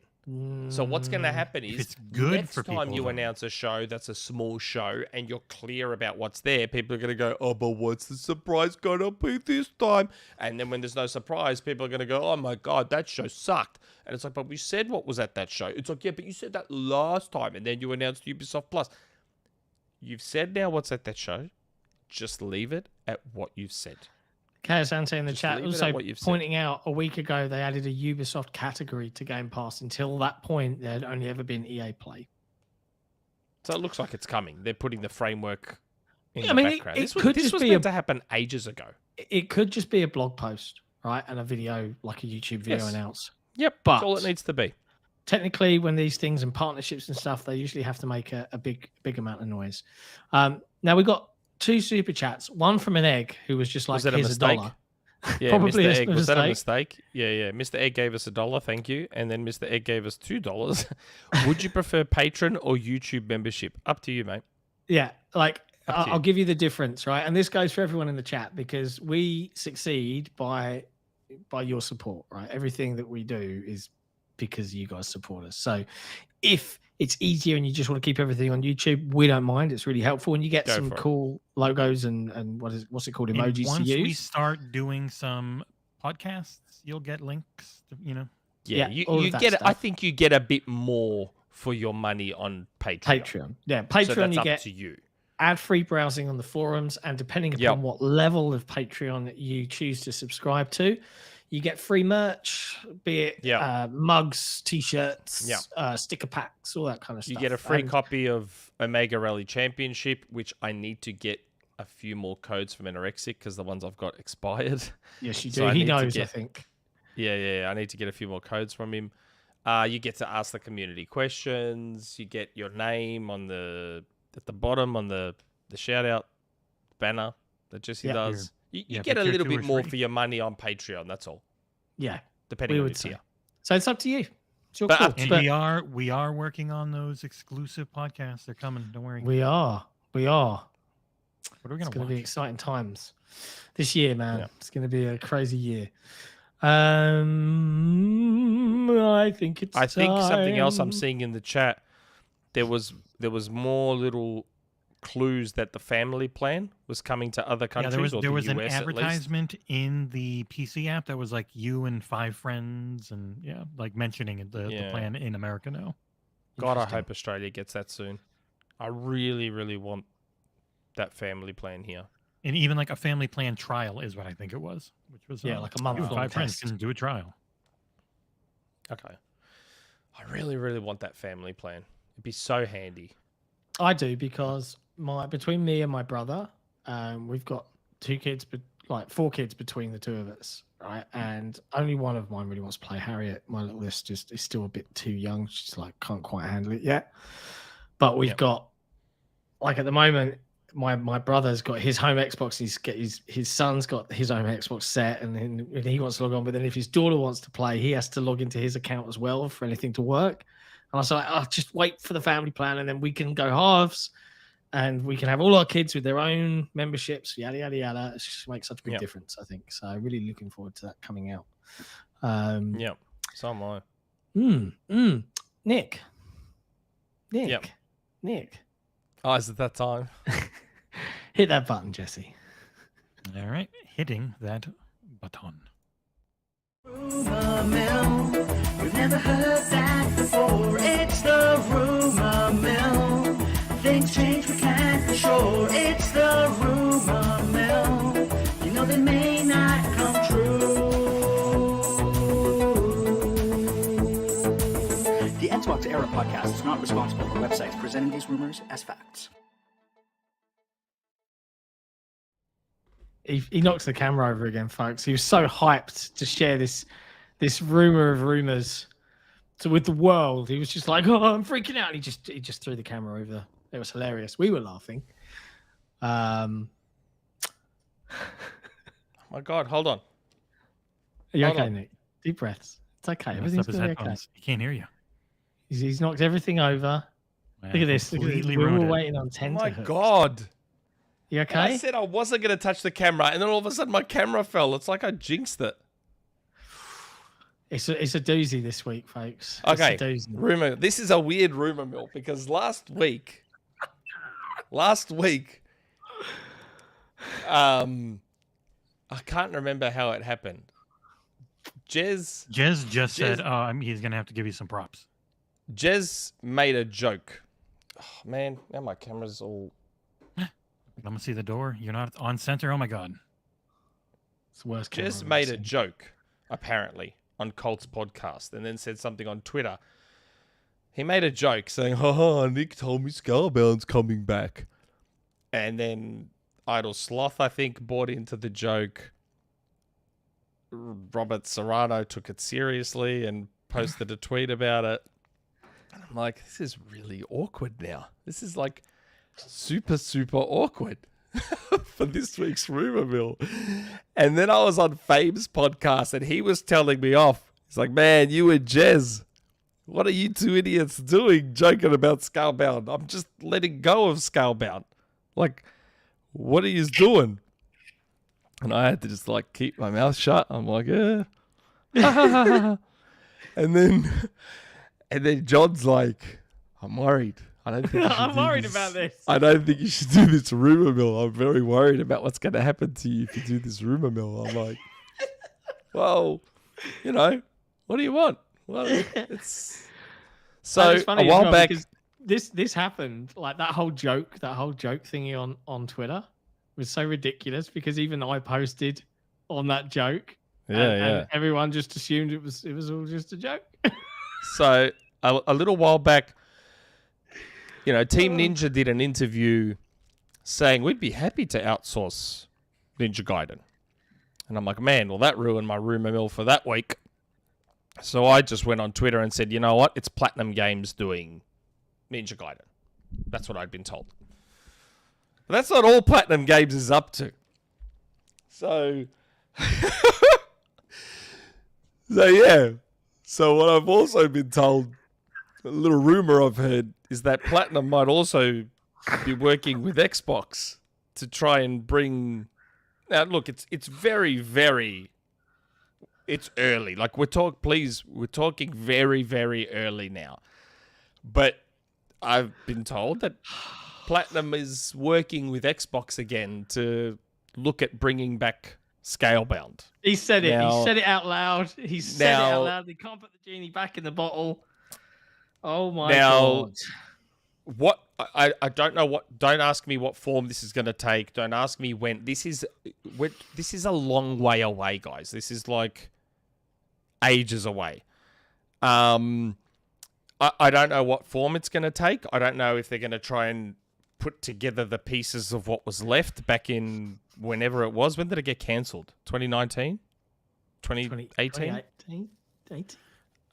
So I don't know if they're going to try and put together the pieces of that. I don't know if they're going to start from scratch. I have no idea. This is super, super early. We're talking years away. But yes, Platinum, I've been told that Platinum are working with Xbox to try and bring Scalebound back. They would like to bring it back. You know you're going to be responsible for a lot of Scalebound hashtags, Yeah, and abuse. Scalebound postings, And you know what'll happen? Platinum Games will get tagged on Twitter, and then they'll go, come out and no. they'll be like, no, it's not happening. That's not happening. And everyone's going to go, you made it up. Mate, I think it's important we clarify that the rumor mill is what Nick has heard, right? It's rumors. It's my DMs that I get. But I got it. The funny thing is, I got it from two sources. That's the thing. The first one messaged me and I said, I don't believe it. The first one sent me the message not long after the Platinum Ninja Gaiden stuff, saying, yeah, Interesting. they're also probably going to do. I think they're also trying to do Scalebound. And I'm like, no way are they trying to do Scalebound. No way. Here's the thing. If I were Platinum Games, right, I would look at because the build of whatever Scalebound was, right? It ran poorly. It was built for the Xbox One. It was choppy. There was lots of like, oh, we're going to do co-op. We're going to do this. We're going to do that. But you're now living in a world where Game Pass exists, right? And if I were them, that game was probably in some form. They wouldn't have just gone Control, select all, delete, and just put it all in the bin, right? That game exists. Do they switch engines now? That was Unreal Engine 4. Do they switch to Unreal Engine 5? Nah. This is what I think of that. This is just my guess. This is speculation and conjecture, people. But this is what I would do. I would take that nearly finished product, or 50% finished, whatever. But you've got the bones of a game built in Unreal 4. I would, patch it up. I would, do texture improvements, whatever. I'd stay within the engine because then you're not redoing everything. You're not breaking the world and starting from scratch. And it's a digital release on a Game Pass sub. It's a win for Microsoft because it's an IP they own, right? That is the deal they did with Platinum. It's exclusive to them. The game gets to come back. It caused a lot of noise between fans. I remember there were a lot of fans out there that only bought the Xbox One just to play Scalebound. Just for Scalebound. Devastated when it was cancelled. But it is an immediate realization of all of that money spent previously. They get to just recoup those losses, right? Back into dev, polish it up, and release it. It was a game at some point. It was. So that's why, I don't know if Jesse's got the tweet. I don't know if Jesse's got my tweet, which I discovered is from February last year, so almost a year ago, where I was talking. I said, I'm not going to suddenly get excited for Scalebound, and then you're going to be like, oh, he's only excited for Scalebound because it's exclusive. It's coming back and it's exclusive. I have always said that I liked that first reveal of Scalebound, where it was big open field and the dragons were fighting. That looked cool. It was everything after that that didn't look the best. They had a giant crab, right, that you could hit the weak point big for massive giant damage. crab. Big giant crab in some of the footage, and that fight looked real bad. Yeah, it looks so rough. Yeah, I mean, look, I don't know. Whatever this, if again, like I said, they're working with them to try and bring it back. If it's been cancelled once, if they start again, who's to say it doesn't get cancelled again? That's why I said this is years and years away. So you can see now why John was worried about me saying anything, because I am sure there will be I'm going to stay well off Reddit because I'm just not interested in seeing what they're going to say. Twitter and Reset will be bad enough. Yeah, Reset will just get locked. Please post more responsible sources next time. Yeah. Or something. So again, I didn't believe it myself when I was first told. My response in that DM is literally, no way. No way. But then when a second one came along, I was like, well, hold on a second. Maybe there's something to this. So... And I reckon, I have a funny feeling Jez Gurdon has heard something, and that's why he made that joke. Either that, or it's an ultimate troll from him, and he's lulling you into a full sense of security. Nah, I reckon Jez Gurdon's heard something as well, and that's why he made that joke. It's like what he did to me with Dead Space, when I was teasing the Dead Space remake. Funnily enough, last time I did the podcast from Sydney, I was teasing the Dead Space remake, and then I put something on Twitter, and then Jez replied to that tweet going, wouldn't that be cool? Because he also knew about the Dead Space remake. So, yeah, I've got a funny feeling Jez... But, yeah. Anyway. Oh, fun. So that's fun the rumour times. mill. I should probably switch off all social media while I'm on holidays and not worry about it for a while. Do you know that there was a thread on our forums created on November 2021 that was like, Xbox needs to revive Scalebound. Now, it's worth mentioning it was Phil's birthday on the 12th of January. And he popped up again on the forums in his birthday thread and said, thanks everyone for the kind messages. Did he? Just now? No, on his birthday. He popped into the forums and said... when I say now, as in 2023. Yeah, in 2023, this year. Wow. He popped up again and said, thanks everyone. It's reading this thread's like a little time capsule of nice messages. So I don't know if you noticed, John, but I did Tag I tagged him. So Yeah, I know. Oh wow, that's great. That means he still checks the forum. But hilarious. He He hadn't does. since last September. Yeah, he has. He hasn't been seen in a while. Well, it says it hasn't been seen, as in he hasn't posted. It doesn't mean he hasn't logged in. Okay, that's right. Yes. Yeah. But there was a thread. I've just shared the link with it. There was a thread from 2021 November saying Xbox needs to revive Scalebound. I'll be happy. Maybe Phil was just browsing one day and he was like, that's a real good idea. Maybe I'll do that. And he did. Who knows? Right. Well, I mean, didn't Hideki Kamiya say in an interview like a year ago that he'd love to bring it back with Microsoft? Yep. He said that himself publicly. He's like, I'd love to revive Scalebound with Xbox. Hey, Phil, reach out. Maybe he did. Like, I don't know. Maybe he did. I've just bumped that 2-year-old thread because lol. Why Maybe not? he did. I feel like if they end up starting all over again, let's say this is all happening and it's all done and they're going to start from scratch as opposed to reviving the pieces of the original game, I feel like it would be a next-gen game.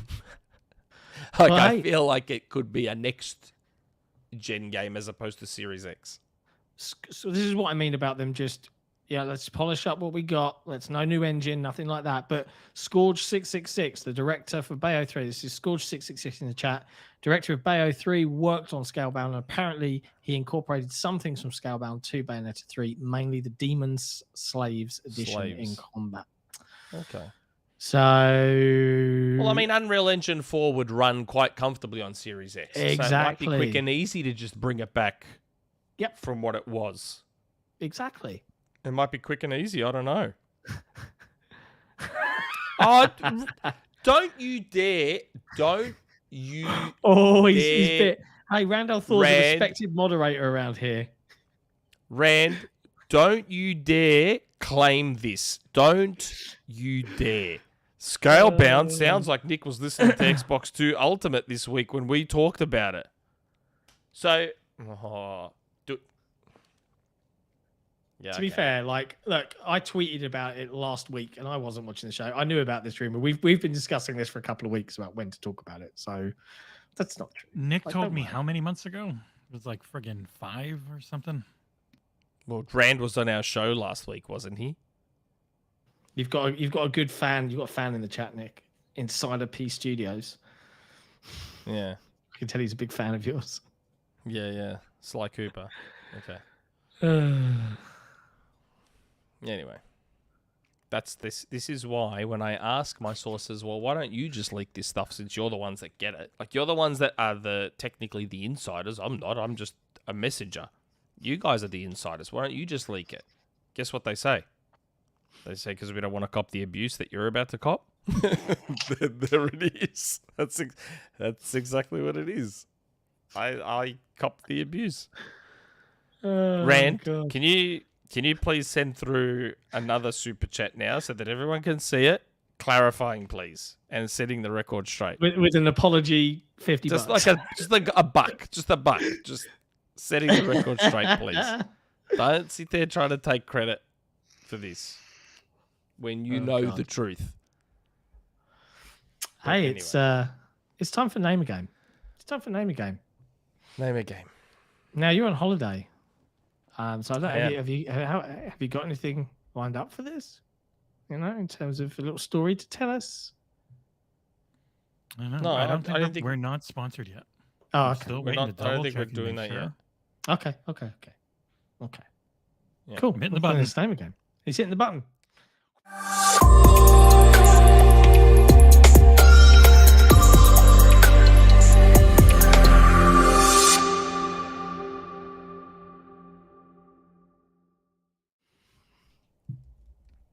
Okay. Right. Oh, yeah, there's my We're buzzer. back. Okay. I'm closing Nick the chat. Nick was logging in. I So can't- I I'm going can't- to all- very quickly. I'm on one going to screen. swap. All I'm looking at is the buzzer. I can't look at anything else. Yeah. I'm closing it, and I've got the buzzer open. Right, we're I all can't even swapped see us over. anymore. I It can't even shouldn't see us be anymore. doubled. Chat, you just can hear looking at the everything. I want to buzzer make sure screen. chat can hear this buzzer because it is name a game time. Hello. Yep. I might as well put my Name a game. friggin' camera up. That's why I got my whole green screen going. Hello, everyone. It's name a game. The first question's up for some reason. Oops.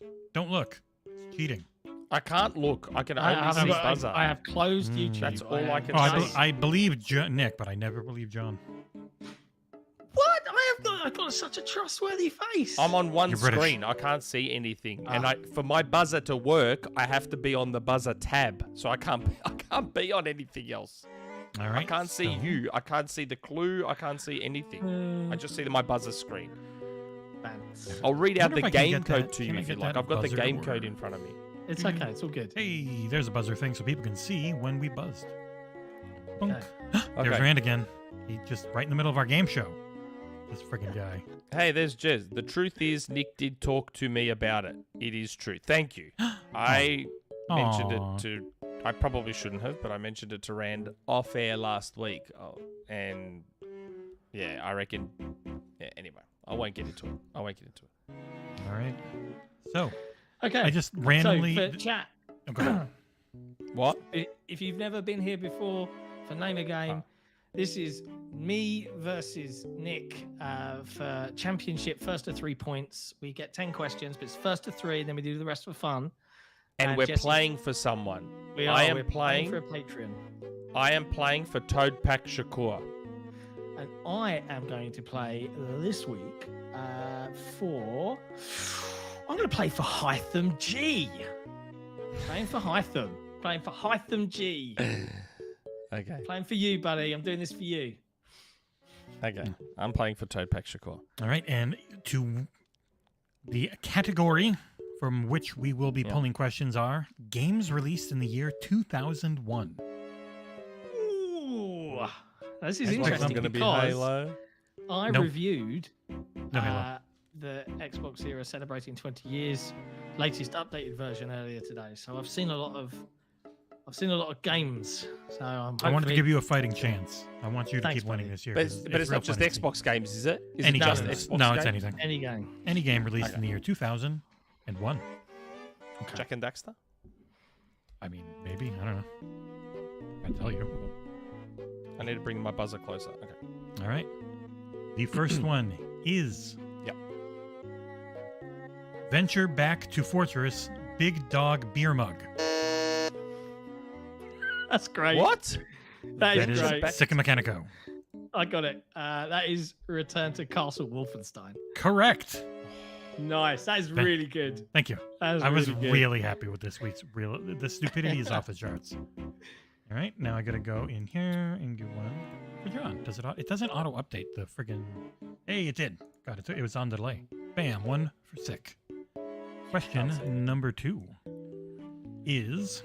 Okay, now I gotta go open all this shit again for questions. Ba-ba. There you go. Is I like getting it up right as I talk? It is. Vermilion Cabal. Shit. Oh, there. Sik and Mechanico. Red Planet? No. Red Faction. Correct. Oh, yeah. Action Cabal. Ah, well played. Well played. No, poorly played by you. I'm Yeah. I'm Oh, disgusted. saying well played to Nick. Yeah, I mean he got an easy one. You missed it. I buzzed too late. Well, I hit reset buzzer the instant before John pressed it. I got very lucky there. Don't tell anyone. The next question is Embodiment Pillager 2. Embodiment Pillager.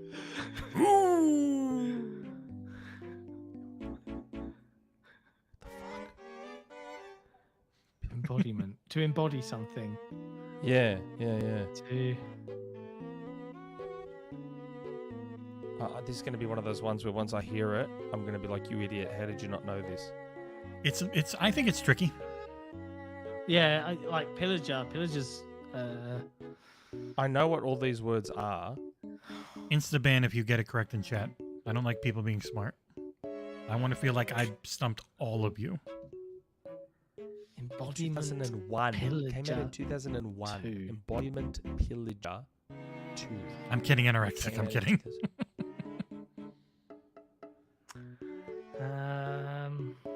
I'm gonna start up to 10 seconds. Nah. Nah, we're just gonna sit here all day. And it came out in 2001. Mm-hmm.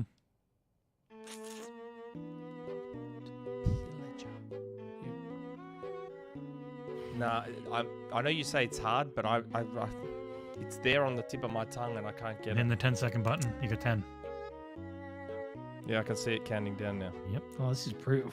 This 5, is brutal. I can't get this. 3, I don't know what this is. 1. Nah, I'm gonna get annoyed. That's the sound. It's up. What is Soul Reaver 2. Oh, gosh, fuck's sake. Shit! Never mind. Okay. Never mind. I'm just Win some, you lose some.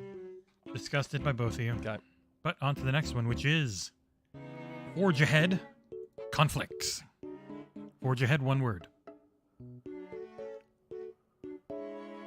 Forge Ahead Forge Conflicts. Ahead Conflict. Yeah, Forge Ahead, one word. It is a 2-word game. Conflict.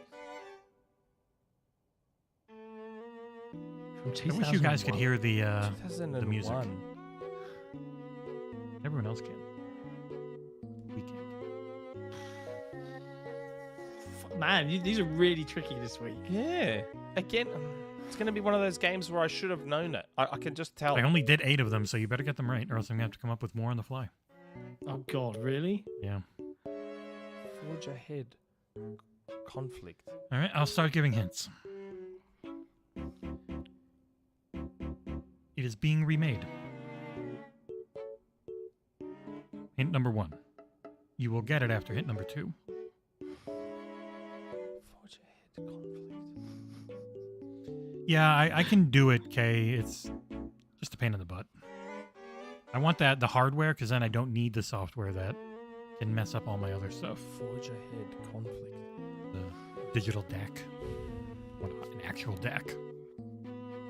I don't go know, XLR, man. John. The remake is done, but has not been released. We know this. We know it's done. They are holding on to it. Oh, Nick. Jesse just gave me the clue because Nintendo does that. Advanced Wars Yes. remake? Advance Wars. Nintendo does that. As soon as he said they're holding on to it, I'm like, Nintendo holds on to shit. Shifty bastards. Okay. All right. 2-1. Nicholas is up. Forward Conflict. Advanced Fudge. It's The a next tough one's week. It's a tough. tough week. Yeah, the next one's hard. Why don't you get it easily now? Next. All right. Next is Demon What? Warrior Fighting Commanders. 2 words. Both of those are hyphenated. Demon Warrior Fighting Commanders. And it's one of those things where it is a Japanese name, so it is just a translation for some of it. That very first word. Demon. Demon Warrior Fighting Commanders. Oh, I know this. I just I'm know not the gonna get stupid this. name. I What can't remember platform the was this stupid- released on? Or was it Xbox. multi-platform? It was it. I think it was multi. I can double check. You sure? Oh, then maybe I'm wrong about my guess. This was released. Of course, you don't say the goddamn platform. Stupid Google. Eat shit. Demon Warrior. What is it? Because I'm not looking at our Demon Stream to Warrior know what it Fighting Commanders. Fighting Commanders. It was released on PlayStation 2 in 2001 and on Xbox in 2002. Well, that-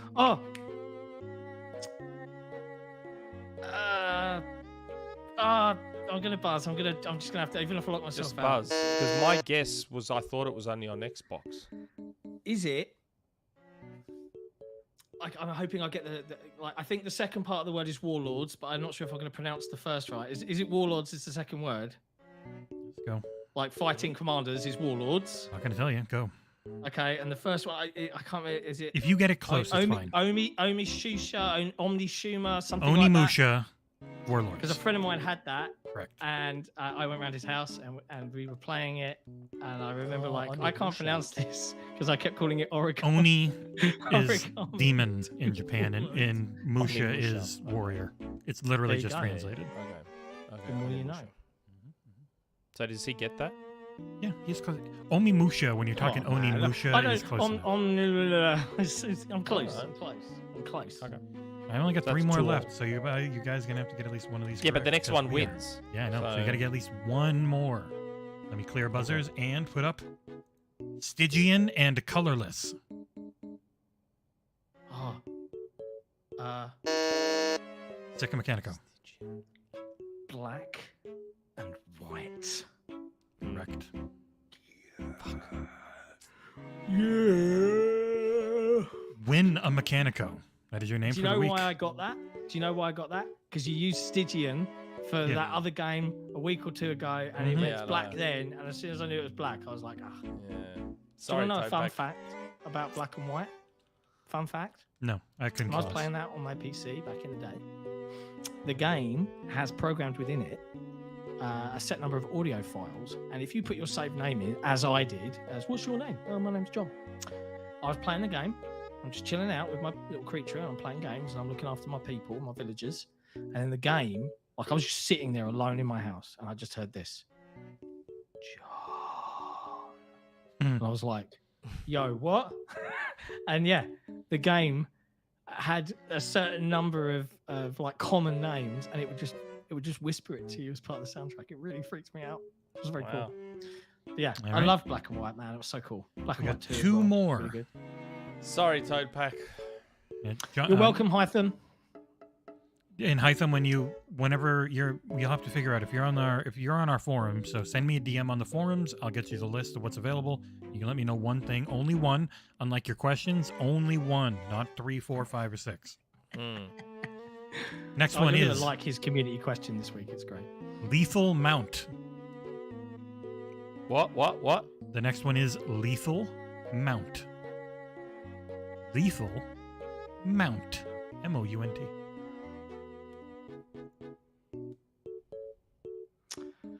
Um, 2001. Lethal Mount. well, a mount is like a Yeah, I know what a horse. mount is, and I know lethal. I'm just trying to think of a game from 2001. This may be related to a game we had last week that included a word that was just brought up. What? What are you talking about? A word that was just brought up.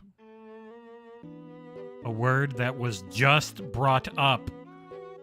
I know. Black and white. The word was Stygian. What was that a part of last Yeah. week? For fuck's sake. Yeah, but you just said Stygian and colorless, which was black and white. Yes, but the word I'm talking about is that I used Stygian for something last week. What was that? It was made of Skur. That is the subtitle. What was the series it was a part of? Oh, the Dark No. Pictures Anthology? No, I don't know. What was it? Jesus Christ. Fatal Frame. Oh. Oh, Fatal, Mount, Frame. Yeah, Jesus Christ. he's right. Oh, was that what it was? Fatal Frame. Yeah. Fatal. It's just the first one. We've Fatal Frame. sucks this week, people. Nick Yeah, and I are bad. not on the ball. I'm We very are tired. terrible. I gave you the answer. It was Fatal Frame, Maiden of Black Maiden or something. Maiden of Black something. Jesus Christ. Yeah. Okay. Angry. Next. Final one. Repercussion Strategies. Fellowship of Metal.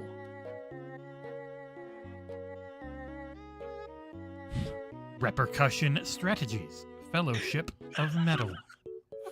What? Oh my Metal. God. This is by far been the hardest week. Yeah, like this is brutal. Repercussion strategies. Repercussion strategies. Colon. Fellowship of Metal. This is now an Xbox property. Yeah. Repercussion. It was not at the time. And I'm Released in 2001. released in 2001. Repercussion strategies. Fellowship of Metal. What the hell, man? That's a long name. It was only on PC. Only on PC? Yeah. Man. Developed by Microforte and 14 Degrees East. That's not going to help you. Who? Exactly. Music by Einan Zur. That should give you a hint. For What's the company that he did all the music for? Repercussion Strategies. I mean, Rand know got what it it right is, away. but I can't remember the name. I know what it is, but I can't remember the name. Fellowship of Metal should make it really easy. Yeah, it's sorry, because I've won. It's Brotherhood of Steel, and it's got to be a Fallout thingy, but it's a spin-off. But I can't remember what the spin-off was called. Fallout Tactics. Oh, okay. Brotherhood of Steel. Rand got it in the chat. Rand will probably beat Rand's on the ball. He knows his stuff. There we go. Love you. That is Name a Game, which will probably soon be sponsored again. We'll see. I think so. Oh, hey, I just got a little alert. Egg has joined the Patreon. Hey. Welcome to the nice. Patreon, Egg. Lovely to have you. Oh, hold on. I got to put us back on our normal sound, too. One sec. Okay, they can hear you. Well, that was a And me. There we go. that was a very stressful name a game. I was very stressed out by it. I worked hard. Hytham, we were a good team. We came through at the right time against all odds to secure a victory, and now you win a game. And that's the beauty. If you're on the Patreon, you get a chance to just get picked at random, and you get stuff. It's cool. It's cool. It's a good perk. Yeah, that's the name of the game. Speaking of the Patreon, we'd like to thank everybody that supports this podcast and the entire XboxEra team to enable us to do what we do. As Egg has just joined, he will know because he visited patreon.com/XboxEra and clicked on a few buttons and decided, what are the guys at XboxEra worth to me? And every dollar helps. So if you can afford a cup of coffee a month, it really helps us do what we do. And we love you guys. Thank you. On that note, patrons also get the pleasure and access to the Patreon Lounge deep within the bowels of the XboxEra forum, and they can post a community question for us to read and answer, which we will do now. Nick, what have we got this week? Okay. I was just checking Twitter for stuff and already saw some things. Oh dear. Have we been? Oh dear. Nah, nothing too bad yet. Oh no. But it may Oh get no. there. Okay. Now, community questions. First question. Topp. Evening, John, Nick, and Jesse. What do you guys think of the damage caused by using a PS5 vertically? And why do console makers keep having a vertical stand/mode when it clearly isn't suited to have one? I remember the 360 used to shred discs for fun if you had it vertical. Yeah, the PS2 used to do that too. Yeah, didn't that sort of get semi-debunked by the people that discovered it, the whole PS5 vertical They got thing? yelled I mean, at a lot, and so they definitely walked it back. They got yelled at I a have lot. mine horizontally anyway, so I was like relieved when I heard that. What?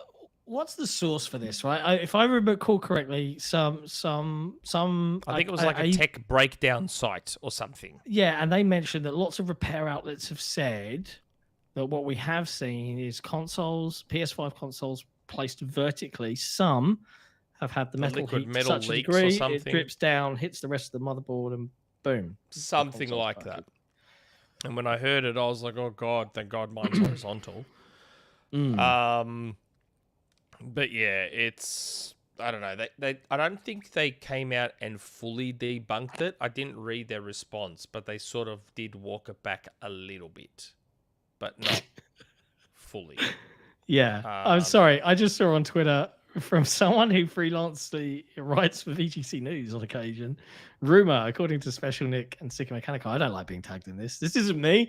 On recent Xboxera podcast, fan favorite franchises Yeah, that's coming back to gaming, That's Marmalade. Home and Away and EastEnders. Home and Away and Getting EastEnders. Fortnite costumes. I was playing Fortnite with Marmalade Oh, the so other day, funny. and I'm Oh, excited. man. Yes, we were all playing Fortnite together the other day. But yes, God. I don't know. I have mine horizontal anyway. We all know about 360s and PS2s. They were all just disaster. I mean, there was no social media back in 2001 or 2000 when the PS2 came out, but PS2s were bad. Like, everyone wants to talk about the 360. PlayStation 2s, I was working in video game retail at the time, so I was taking them all back, and they were coming back in waves, PS2s. Power supplies were dying. Disc read. My first PS2, my launch PS2 scratched my Tekken Tag disc. Wow. My launch 360 red ringed within 10 hours. Didn't have another problem after that, and same with the PS2. Those first two launch ones got replaced, never had another problem. The PS3 was up there with Wylod. But that's about it. They're probably the three most faulty home consoles ever, I think.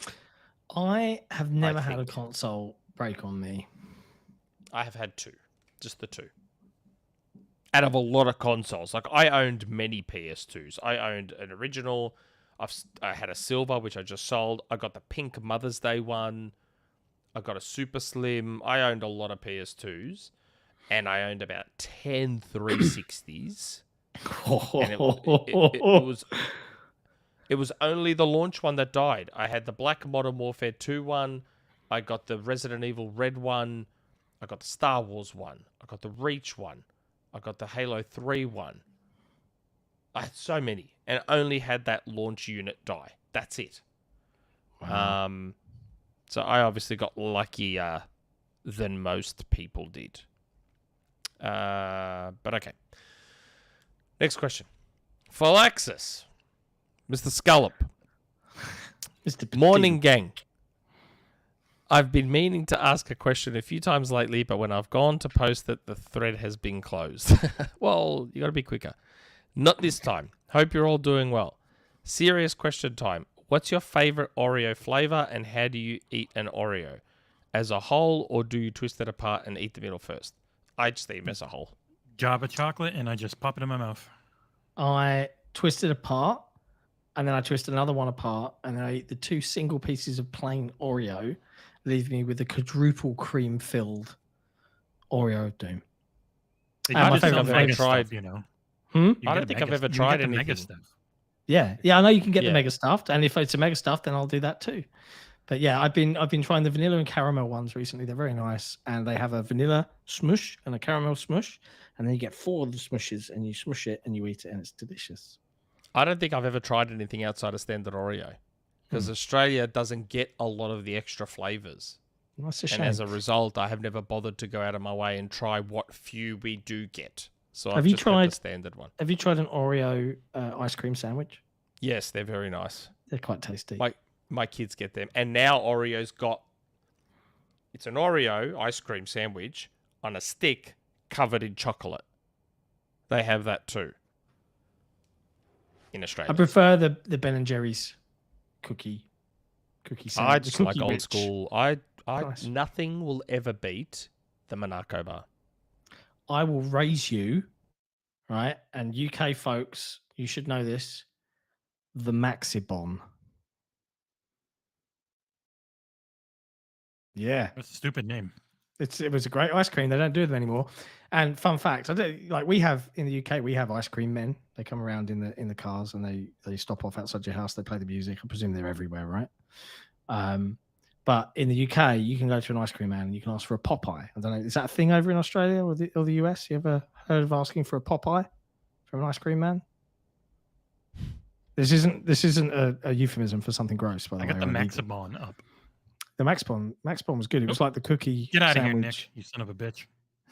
Oh dear, His phone died. I wouldn't Someone's be phone's surprised if crashed. Hey, he's back. Hi Nick, he's We back. gotta My- kick out first, Nick. Sorry, Can't. out of nowhere, my computer just decided to switch to the hotel Wi-Fi. Just out of nowhere. Just Is your phone randomly. dying so it turned off hotspot? I don't know. It shouldn't be. I hope not. Let me Yeah. Let me just forget that hotel Wi-Fi network so it doesn't happen again. Smart. It's just out of nowhere. It just decided to just switch to the hotel Wi-Fi, which sucks, and that's why I didn't come back. I had to quickly go back to my phone. Sorry. Yeah, do you guys have what a did you want to raise me? I said the Monaco bar's the best. Oh, you missed so much. I raised you the Maxibon, which is like Nah, I knew you were going to say that. No. Maxibon is shit. Maxibon is shit. Maxibon is shit. Maxibon is shit. It's the Monaco bar. Jesse, can you please bring up the Monaco bar at the side if possible? If possible. This better be a good ice cream, Nick. It's the original ice cream sandwich. Hello. Oh, okay. Then I'm all for it. I'm not going to never had one. The first one. Monaco, Monaco, whatever you want to call it. I had already brought up the Maxibon with this guy with a wonderful mullet. But that's not the original. He's enjoying the Maxibon. I know, but I had already brought it up because that's the one I could actually know the name of. The Monaco bar. The Monaco bar. Why are we back to food? This is the worst podcast. The Monaco bar is the original ice cream sandwich. I will, when I'm in Australia, I'll happily try one, my friend. Oh, they are unbelievable. That I don't know. Is Jesse showing it on screen? I don't think he can. Is it Monaco? Monaco, like the place. Monaco. A Monaco bar. Oh, I don't know if it's you're saying pronounced Monaco? Monaco bar. Yeah, it's Monaco. But I don't know if the bar. Monaco. I don't know if the bar is pronounced Monaco in Australia. I believe I've got a picture of the Monaco bar. I'm playing a video of it. I believe in Australia, the bar is pronounced Monaco bar and not Monaco It's an bar. ice cream sandwich. This looks like the most basic thing. Yeah, That's right. sorry, It's man. the original ice cream sandwich. It might be the original, but Peters cream make the Maxibon, and the Maxibon looks pretty And banging. Peters makes the Monaco bar. Yeah, and they made the Monaco bar first. I don't want to speak for our audience, but I'm probably guessing that this is a really dumb. This is doing it for them. Next question. Man, Maxibon is shit. Anyway. DeoGame. Hi all. Ubisoft is supposedly divesting non-core assets, which may include IP. What IP should MS buy if available? To be honest, I think they should nab Prince of Persia, Splinter Cell, and Might and Magic. Let Nintendo get Rayman and Rabbids. We kind of talked about this, but Prince of Persia would also be a good one for them to get. Yeah. So yes, Prince of Persia and Splinter Cell can go to Microsoft. Nintendo can get Rayman and Rabbids because that totally makes sense. And Sony can have Rainbow Six because they need a shooter IP. Microsoft has plenty of them. And they need a games as a service. And Rainbow Six Siege is doing very well. So Sony can have Rainbow Six and Ghost Recon. Microsoft can have Prince of Persia and Splinter Cell. Might and Magic, I don't care. And Rayman and Rabbids to Nintendo. Yeah, that's a good split. What do you reckon? I'm fine with it. I'm down with it. I think that's fair. Thanks, Ubisoft. Enjoy. Yeah, thanks. Okay. Next, Hytham G. Wow, it's one question. This is a good one. You're gonna love this. This is on fire. This is prime Hytham G. Do you gents like Oreo cookies? Yes. If so, to start with, my favorite Oreo flavor is birthday cake. Oh, is there a birthday cake Oreo? Not tried birthday cake Oreo. Pretty good. Neither have I, but I'd like to. There's birthday cake control, and it is very nice. So you should use our 10% off code stacked on top of the 15% with the subscription, and ask them for Fruity Flakes and ask them for birthday cake. And speaking of their Oreo and the cookies and cream, excellent. Cookies and cream, which is just it's just Oreo is the cookies. Yes, all of those. Get them all. The birthday cake tastes amazing. My favorite Oreo flavor is birthday cake. Real tasty, especially the cream. But if you gents were to say the part where I ask, is that what would you gents fight each other of which is the better, the cream or the cookie? P.S. Did you gents see Megan? You know, with the 3 is the E. Mithrigan. That's not what it's called. Why have I heard that twice? It's Megan. It's Megan. It says it on the poster. It says M3GAN. Mithrigan. Yeah, I know, but it's still Megan. It's not Mithrigan. Yeah, It's not Mithrigan. That's the dumbest thing I've ever heard. I was getting breakfast yesterday in the shopping centre, and there was ads for Megan. From and a she's like Freegan? dancing. A lot of She's it? doing Yeah. the dancing and stuff. It's supposedly so very random. good. It I looks want to see it. creepy. I really want to see it. God, we You keep getting can't off buy track. tickets unless you say 1 ticket for Mithrigan, please. Yep, no thanks. Did you just see Megan? Since I heard the movie is good, but did you guys see it anyway? I haven't seen it, but I'd like to see it. Haven't seen it. Sure. I think I mentioned I watched The Menu last week, right? Definitely think you should watch that, Nick. I'll tell you what, I have been revisiting all this week, and it was such a good show, and I would thoroughly recommend it to anyone watching if you haven't ever seen it. Fringe. Does anyone here ever watch Fringe? I've heard of Fringe. I remember Fringe. Never seen it, but I've heard of it. Honestly, I've been rewatching it. Still holds up. It's so good. Okay. I miss it a lot. It's like great Monster of the Week, X-Files on crack, sci-fi with this underlying plot of insanity, and you just go with it, and it's fun. It's a really, really good show. PSS. Isn't that supposed to, is it PSS or PPS? PPS. Yeah, it would be post. It's PPS. Yes, PPS. It was postscript script. A cider, chili dog, and iced latte that made you guys take a huge giant Dookie Fresh. Was there a food that made you guys take a giant poo in the toilet? Some pizzas with weird cheese because I'm semi-lactose intolerant. So there are some Anything with cheeses I'm really jalapenos. funny with. Jalapenos. It's funny you say Throw it up. Dookie because driving up to Sydney, we passed the sign for a town called Dookie. And I didn't get a chance to take a photo of it. There's a town in New South Wales called Dookie. Their town is called Poop. Well, Brad Pitt. Yeah. I believe. Please fact check me if you wish to, Jesse. But he was born in the town Kickapoo, which is a real place in the US. The only reason I know that exists is because of the Tenacious D song that goes a long ass fucking time ago in a town called Kickapoo. And I believe Brad Pitt was born in Kickapoo. Could you please keep me honest here? Wikipedia says Shawnee, Oklahoma. Maybe that's another name for Shawnee. So I reckon you've been had there, John. I've been had. But with the Oreo part, we already addressed earlier. Hytham. But we did talk about a lot of poop. I Okay. went to Kickapoo High School. Oh, is Oklahoma? okay. Is a Kickapoo is a tribe of Oklahoma? They're a woodland He went tribe. to Kickapoo High School. Oh, that's where I go. There you go. Kickapoo. It's the thing. Hilarious. Anyway. Good old Collingwood. Happy first Black Friday of the year, John, Nick, and Jesse. Is that what Friday the 13th is? Yep. I didn't even know Evil that. Friday. It's where like the Pope wrote a letter and murdered loads of people or something, right? Back in the Crusades or something. I mean, they do that all the time. So I mean, the Crusades were that's what murdering loads of everyone people. But, Yeah. You know, Popes killed. Okay. XboxEra. You fist I didn't fight know the that. Pope in Assassin's Creed 2 Brotherhood. It's one of the Yeah. funniest things in all of video games. Oh, okay. I didn't know that. Recently, I was watching a video on YouTube by G-Man Lives on James Bond FPS games. And while I was watching, I thought, gee, he sounds like Skill Up. And then I thought, Skill Up sounds like Nick. Does he? Skill Up sounds like me.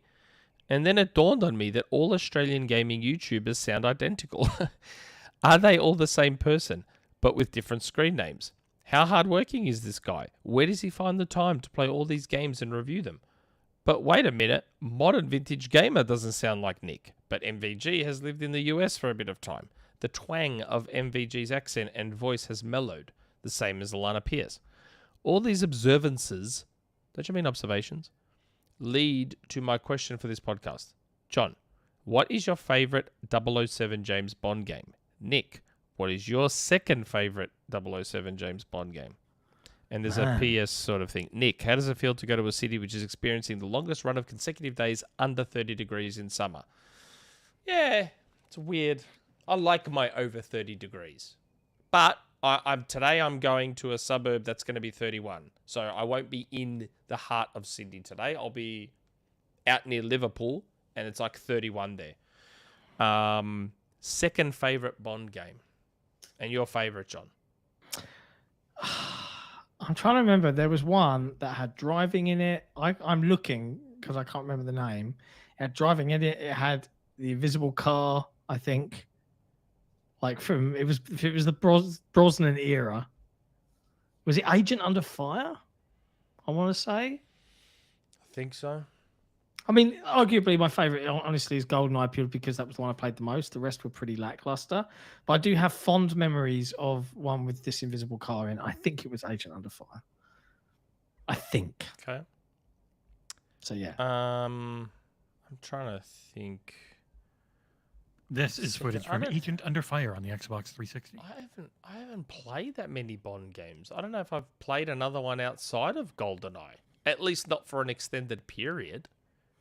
Like to have I'm trying to remember if there was another first-person shooter one I played. I'll be honest, good old Collingwood. I don't actually think I've played another Bond game outside of. The footage is cracking me up because he's disabling these lasers. Like, why hasn't he got a jump button? Like the laser's just like on the floor. You just hop over him, but he can't because there's no jump. And why does he have to aim where he stops moving and then moves to aim like it's one analog stick again? Because they were emulating the GoldenEye era. I don't know. It's terrible. Oh, this is getting too sexy. I'm gonna have to get off of this. Look at that boxy, weird body. What is that shape? I'm not seeing anything. I can't see anything. Oh man. Really Classics. weird. She looks like an action figure, where she's got like the joints that all allow movement. It's a really weird body shape. Do I really sound like Skill Up? I need to listen to Skill Up. You know what's Check funny? out Mint Skill Up, Blitz as well. Skill Up follows me on Hive, but not Twitter. Oh. I find that weird. Oh. Same way there's that pretend Sony insider dude who just says a lot of weird random stuff. Blocked me on Twitter, but then followed me on Hive. I find that so odd. But that's a tangent. I two blocked more you questions. on Twitter. Yeah, okay. Cade Forever. Evening, lads. Thought exercise for you. Let's say you can have your choice of a movie production crew to make your dream video game adaptation. You can make it as grandiose and complex as you want. To give you an example, my picks would be Mass Effect film. Yeah, Mass Effect film director Denis Villeneuve, cinematographer Roger Deakins, and screenplay writer Drew Goddard. Oh boy, what would I do? I want The Godfather Part 4 written and directed by Weird Al Yankovic. Oh man, what would I have? What would I pick if I could? If I could pick anything. I mean, that's a really good. You've raised the bar, Cade, because that's a great combination of really good. This is like a preview of our upcoming movie podcast. Yeah, I mean, we had it. We had Halo. We had Halo by Blomkamp. It was on the way. Mm. He's not a good writer, but yeah, he might be able to do okay directing. But now I would do Halo by. Oh God, who's that guy I keep talking about? Yeah, Maverick and Tron Top Gun Legacy. Maverick one. Yeah. Top Gun Maverick and Tron Legacy. Yeah, him. Get him to do Halo. Is it Kaczynski? Joseph Kaczynski. Yes, Kaczynski. Yeah, get him to do Halo. I don't know who the cinematographer and screenplay. I don't know screenplay writers and cinematographers. You want to do a movie podcast? My God. Yeah, cinematographer. I don't know the names of them. I know the movies that I think look nice. Get the cinematographer that did Blade Runner 2049. Get that person. I would pick. It's a nice looking movie. Future, space. Blinks the Time Sweeper. It was Roger Deakins, Nick. Oh, was it really? Him and Villeneuve worked together quite a bit. Yeah, there you go. I would go Blinks the Time Sweeper, directed by George Miller. Directed and written by George Miller. Mr. Happy Feet. And Babe Pig in the City and Mad Max Fury Road. Like, you think about it, Babe. I mean, you laugh, but Guy Ritchie did Aladdin. I know. Guy Ritchie directed the live-action Aladdin. I know. So directors do step out of their comfort zone, only to usually screw it up and immediately snap back into their comfort zone, like the gentleman. So, Yeah, I liked The Gentleman a lot. That was good fun. It was very good. He's got another movie coming out soon, which sounds good. Yeah. I like it watching good actors talk and just chew around the script. Yeah, and just like talk shit. And I love Hugh Snatch. Grant was great in The Gentleman as well. Yes, and Snatch was so good. Snatch was like, to me, that's his best film. Snatch embodies everything that makes Guy Ritchie great without the amateurish look of Lock, Stock. So Lock, Stock has a special place in my heart because of the age I was when I first saw it. Yeah, I know, but that's nostalgia talking. Lock, Stock is still good. Don't get me wrong. Lock, Stock is still good. But Snatch takes that Lock, Stock essence, enhances it, and adds just enough Hollywood production value where it doesn't overstep the bounds to just become a Hollywood Guy Ritchie movie. It just strikes that balance beautifully. And Brad Pitt's in it. And Brad Pitt's performance is amazing as the Pikey. And then Jason Statham, that was my first exposure to Statham. Have you seen? You must have seen Crank, right? Yes.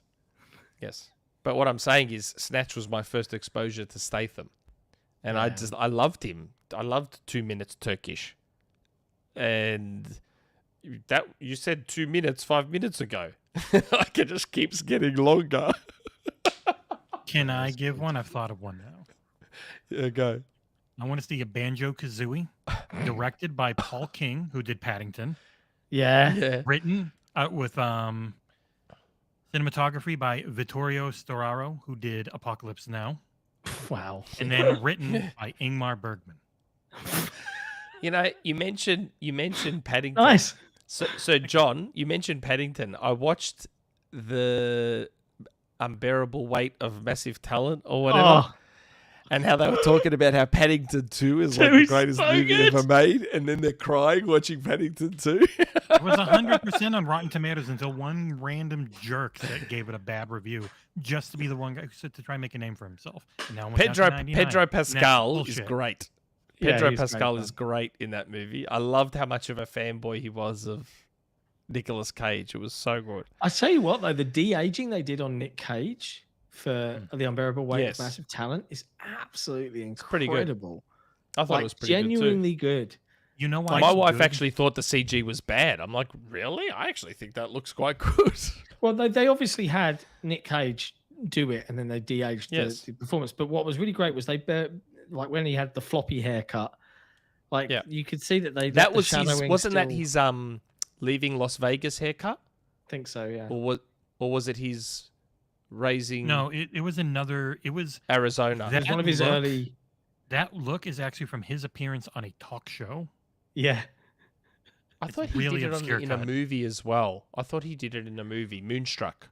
He might have done it in. I mean, he's had a hilarious, much like Bruce Willis's hair has starred in many films. Yeah. Like if you've ever seen Bruce Willis in, it was the one with the clones where people were living in their avatar bodies and just becoming fat and living indoors all the time to be perfect and young forever. And Bruce Willis's character, Bruce Willis has hair. What was it? Surrogates, yeah. I haven't seen Surrogates. I really honestly, shocking. Shocking. But yeah, I think he may have had that hairstyle in Moonstruck. I think. But I can't remember fully.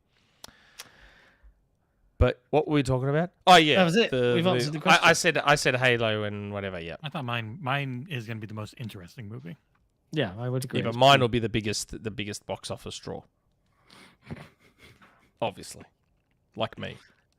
I did. No Rand. I'm putting your face into all of my thumbnails on XboxEra Plays now to use you to get clicks. You're welcome. Yeah, that's a clever idea. Thank you. No Rand. The dude that said Forza is 2024 was Roberto Serrano. That is who said Forza is coming out in 2024. Which means it's guaranteed to hit in 2023 now. People need to be nicer. Yes, I do have a slight vested interest in why I'm saying that, but there's no need to personally attack people like I that. just said it's guaranteed for 2023. I didn't say when anything about people he's a aren't- lovely man. No, I'm sure. but even like even when it comes to me and Twitter and Reddit, people say a lot of You're just not likable. unnecessarily mean stuff over video games. Like you got the punchable face, and you're so full of yours. I mean, me punchable people say face. that about you. I'm not saying that. Other people have said that Whatever. in the past. Punchable face. And I Rand understand has jealousy. I I'm not understand saying jealousy Rand has over my constantly looks. DM'd me that. But, I you know. understand jealousy over my What's going looks on here tonight? leading people to want to punch me. That I understand. It's just Punchable jealousy face. because of how unbelievably handsome you are, even though you're 49 Exactly. years old and you still look that young. That's exactly right. Exactly right. It's those Mediterranean No one wants genes. to punch John. You just feel bad. Mediterranean man. genes. You're Even welcome. on Fame's podcast, when they found out I was 43 this year, they were like, whoa. Mate, it's good genetics. Okay. But when you hit that wall, you're hitting that wall. Oh, yeah. That's the thing with Greeks. Once they do hit that wall, whew, it's all downhill from there. They're right up for a long time, and then the cliff face is like right there, and it comes hard. Okay. Last question. The Ash Cohen 09.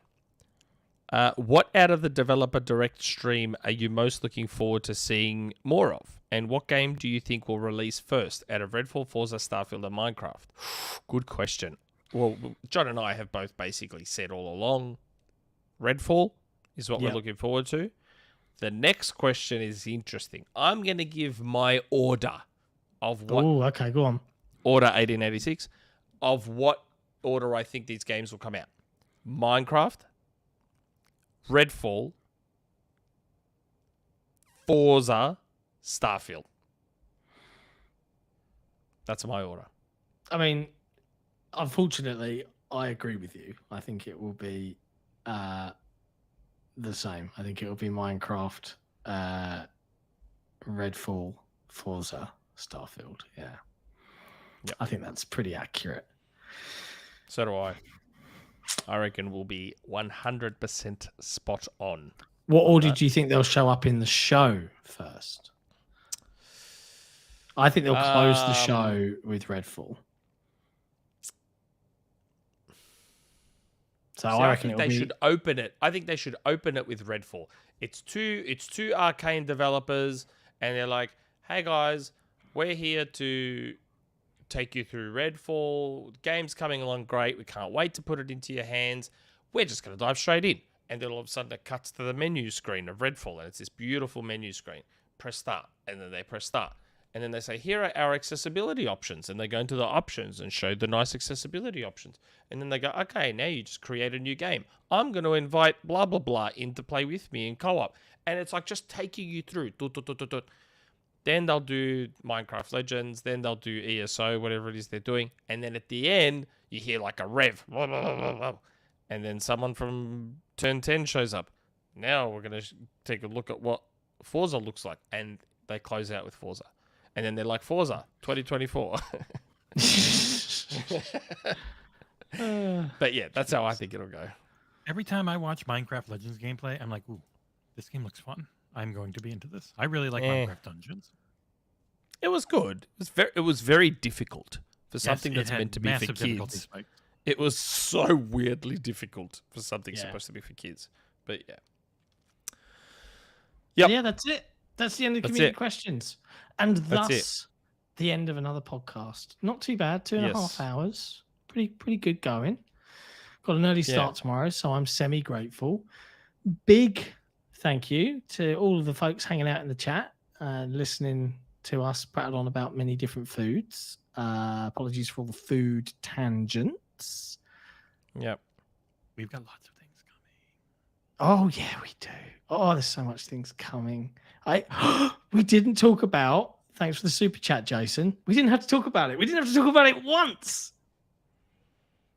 No ABK talk, an Xbox podcast without ABK talk. How dare you? You're right. And we're Was there glad for it. anything in the news about ABK though? Don't care. No, I don't think so. Chile approved, but I think that was last week. I swear that was last week. Everyone's leaving. We Look- got to talk look- about what's on the site this week. We got a lot. Yeah, Look at quick. Rand. What's coming out on XboxEra.com this week, Jesse? Go. Persona 3 review, Persona 4 review, Monster Hunter World Rise review, all coming this week as those games are releasing into Game Pass this week. So keep Wait, an eye there out. was ABK news. What was the ABK news? There's always ABK news, but we don't care.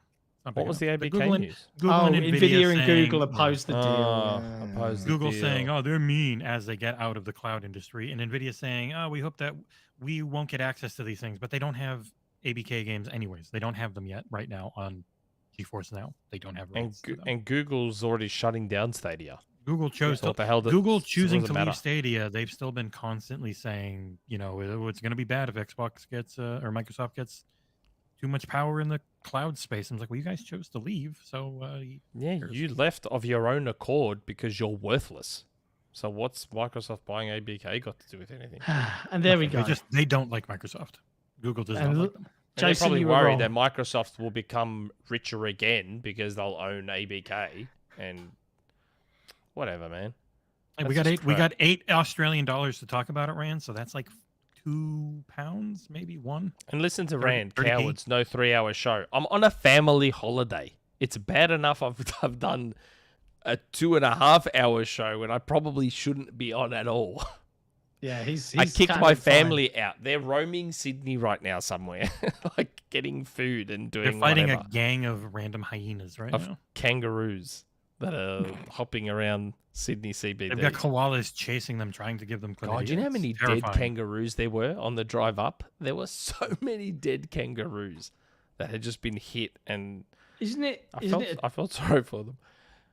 I don't know. What? It's not an offence to hit a kangaroo in Australia because they're kind of like vermin over there, aren't they? to a Apparently, they're a degree? problem. Allegedly, Yeah. they're a problem, and like people want you to kill them or something. Wow, that's dark. But bro. the problem is if you hit a kangaroo because Your they're so car's big- totaled. Yeah, because kangaroos are so big and so hard and ripped, and they're like just pure muscle and that huge tail, they will destroy your car. Like they will completely. It's like you're just hitting another car. Yeah. when Look you hit up a people kangaroo. that have hit moose in America because moose are enormous. They're like 13 feet tall, Yeah, they're and massive. 800 They're pounds. giants. They're Yeah. they're normally fine. Maybe you hurt their legs a little, but they are so tall, they just fall into your car, into you, and smush you, and you die. And they Wow. walk away. The bigger kangaroos are similar. They'll write the car off, and some of them will hop away because they're Wow. just pure muscle. They're hard. They're like Hugh Jackman animals. They're just like Jeez. ripped. They're full on. Anyway, folks, it's been fun. It's been great. Yes, We've loved it hanging has been. out. Keep an eye on the site next week. Lots of new reviews dropping for all of the Game Pass games. There's more to come. I think this month's going to be really good. There's lots of exciting Yeah. things to come, including some things that we're not allowed to talk about yet. Looking forward to it. We'll Yep. see you next week. Bye, everyone. We will see you next week. Ciao for now.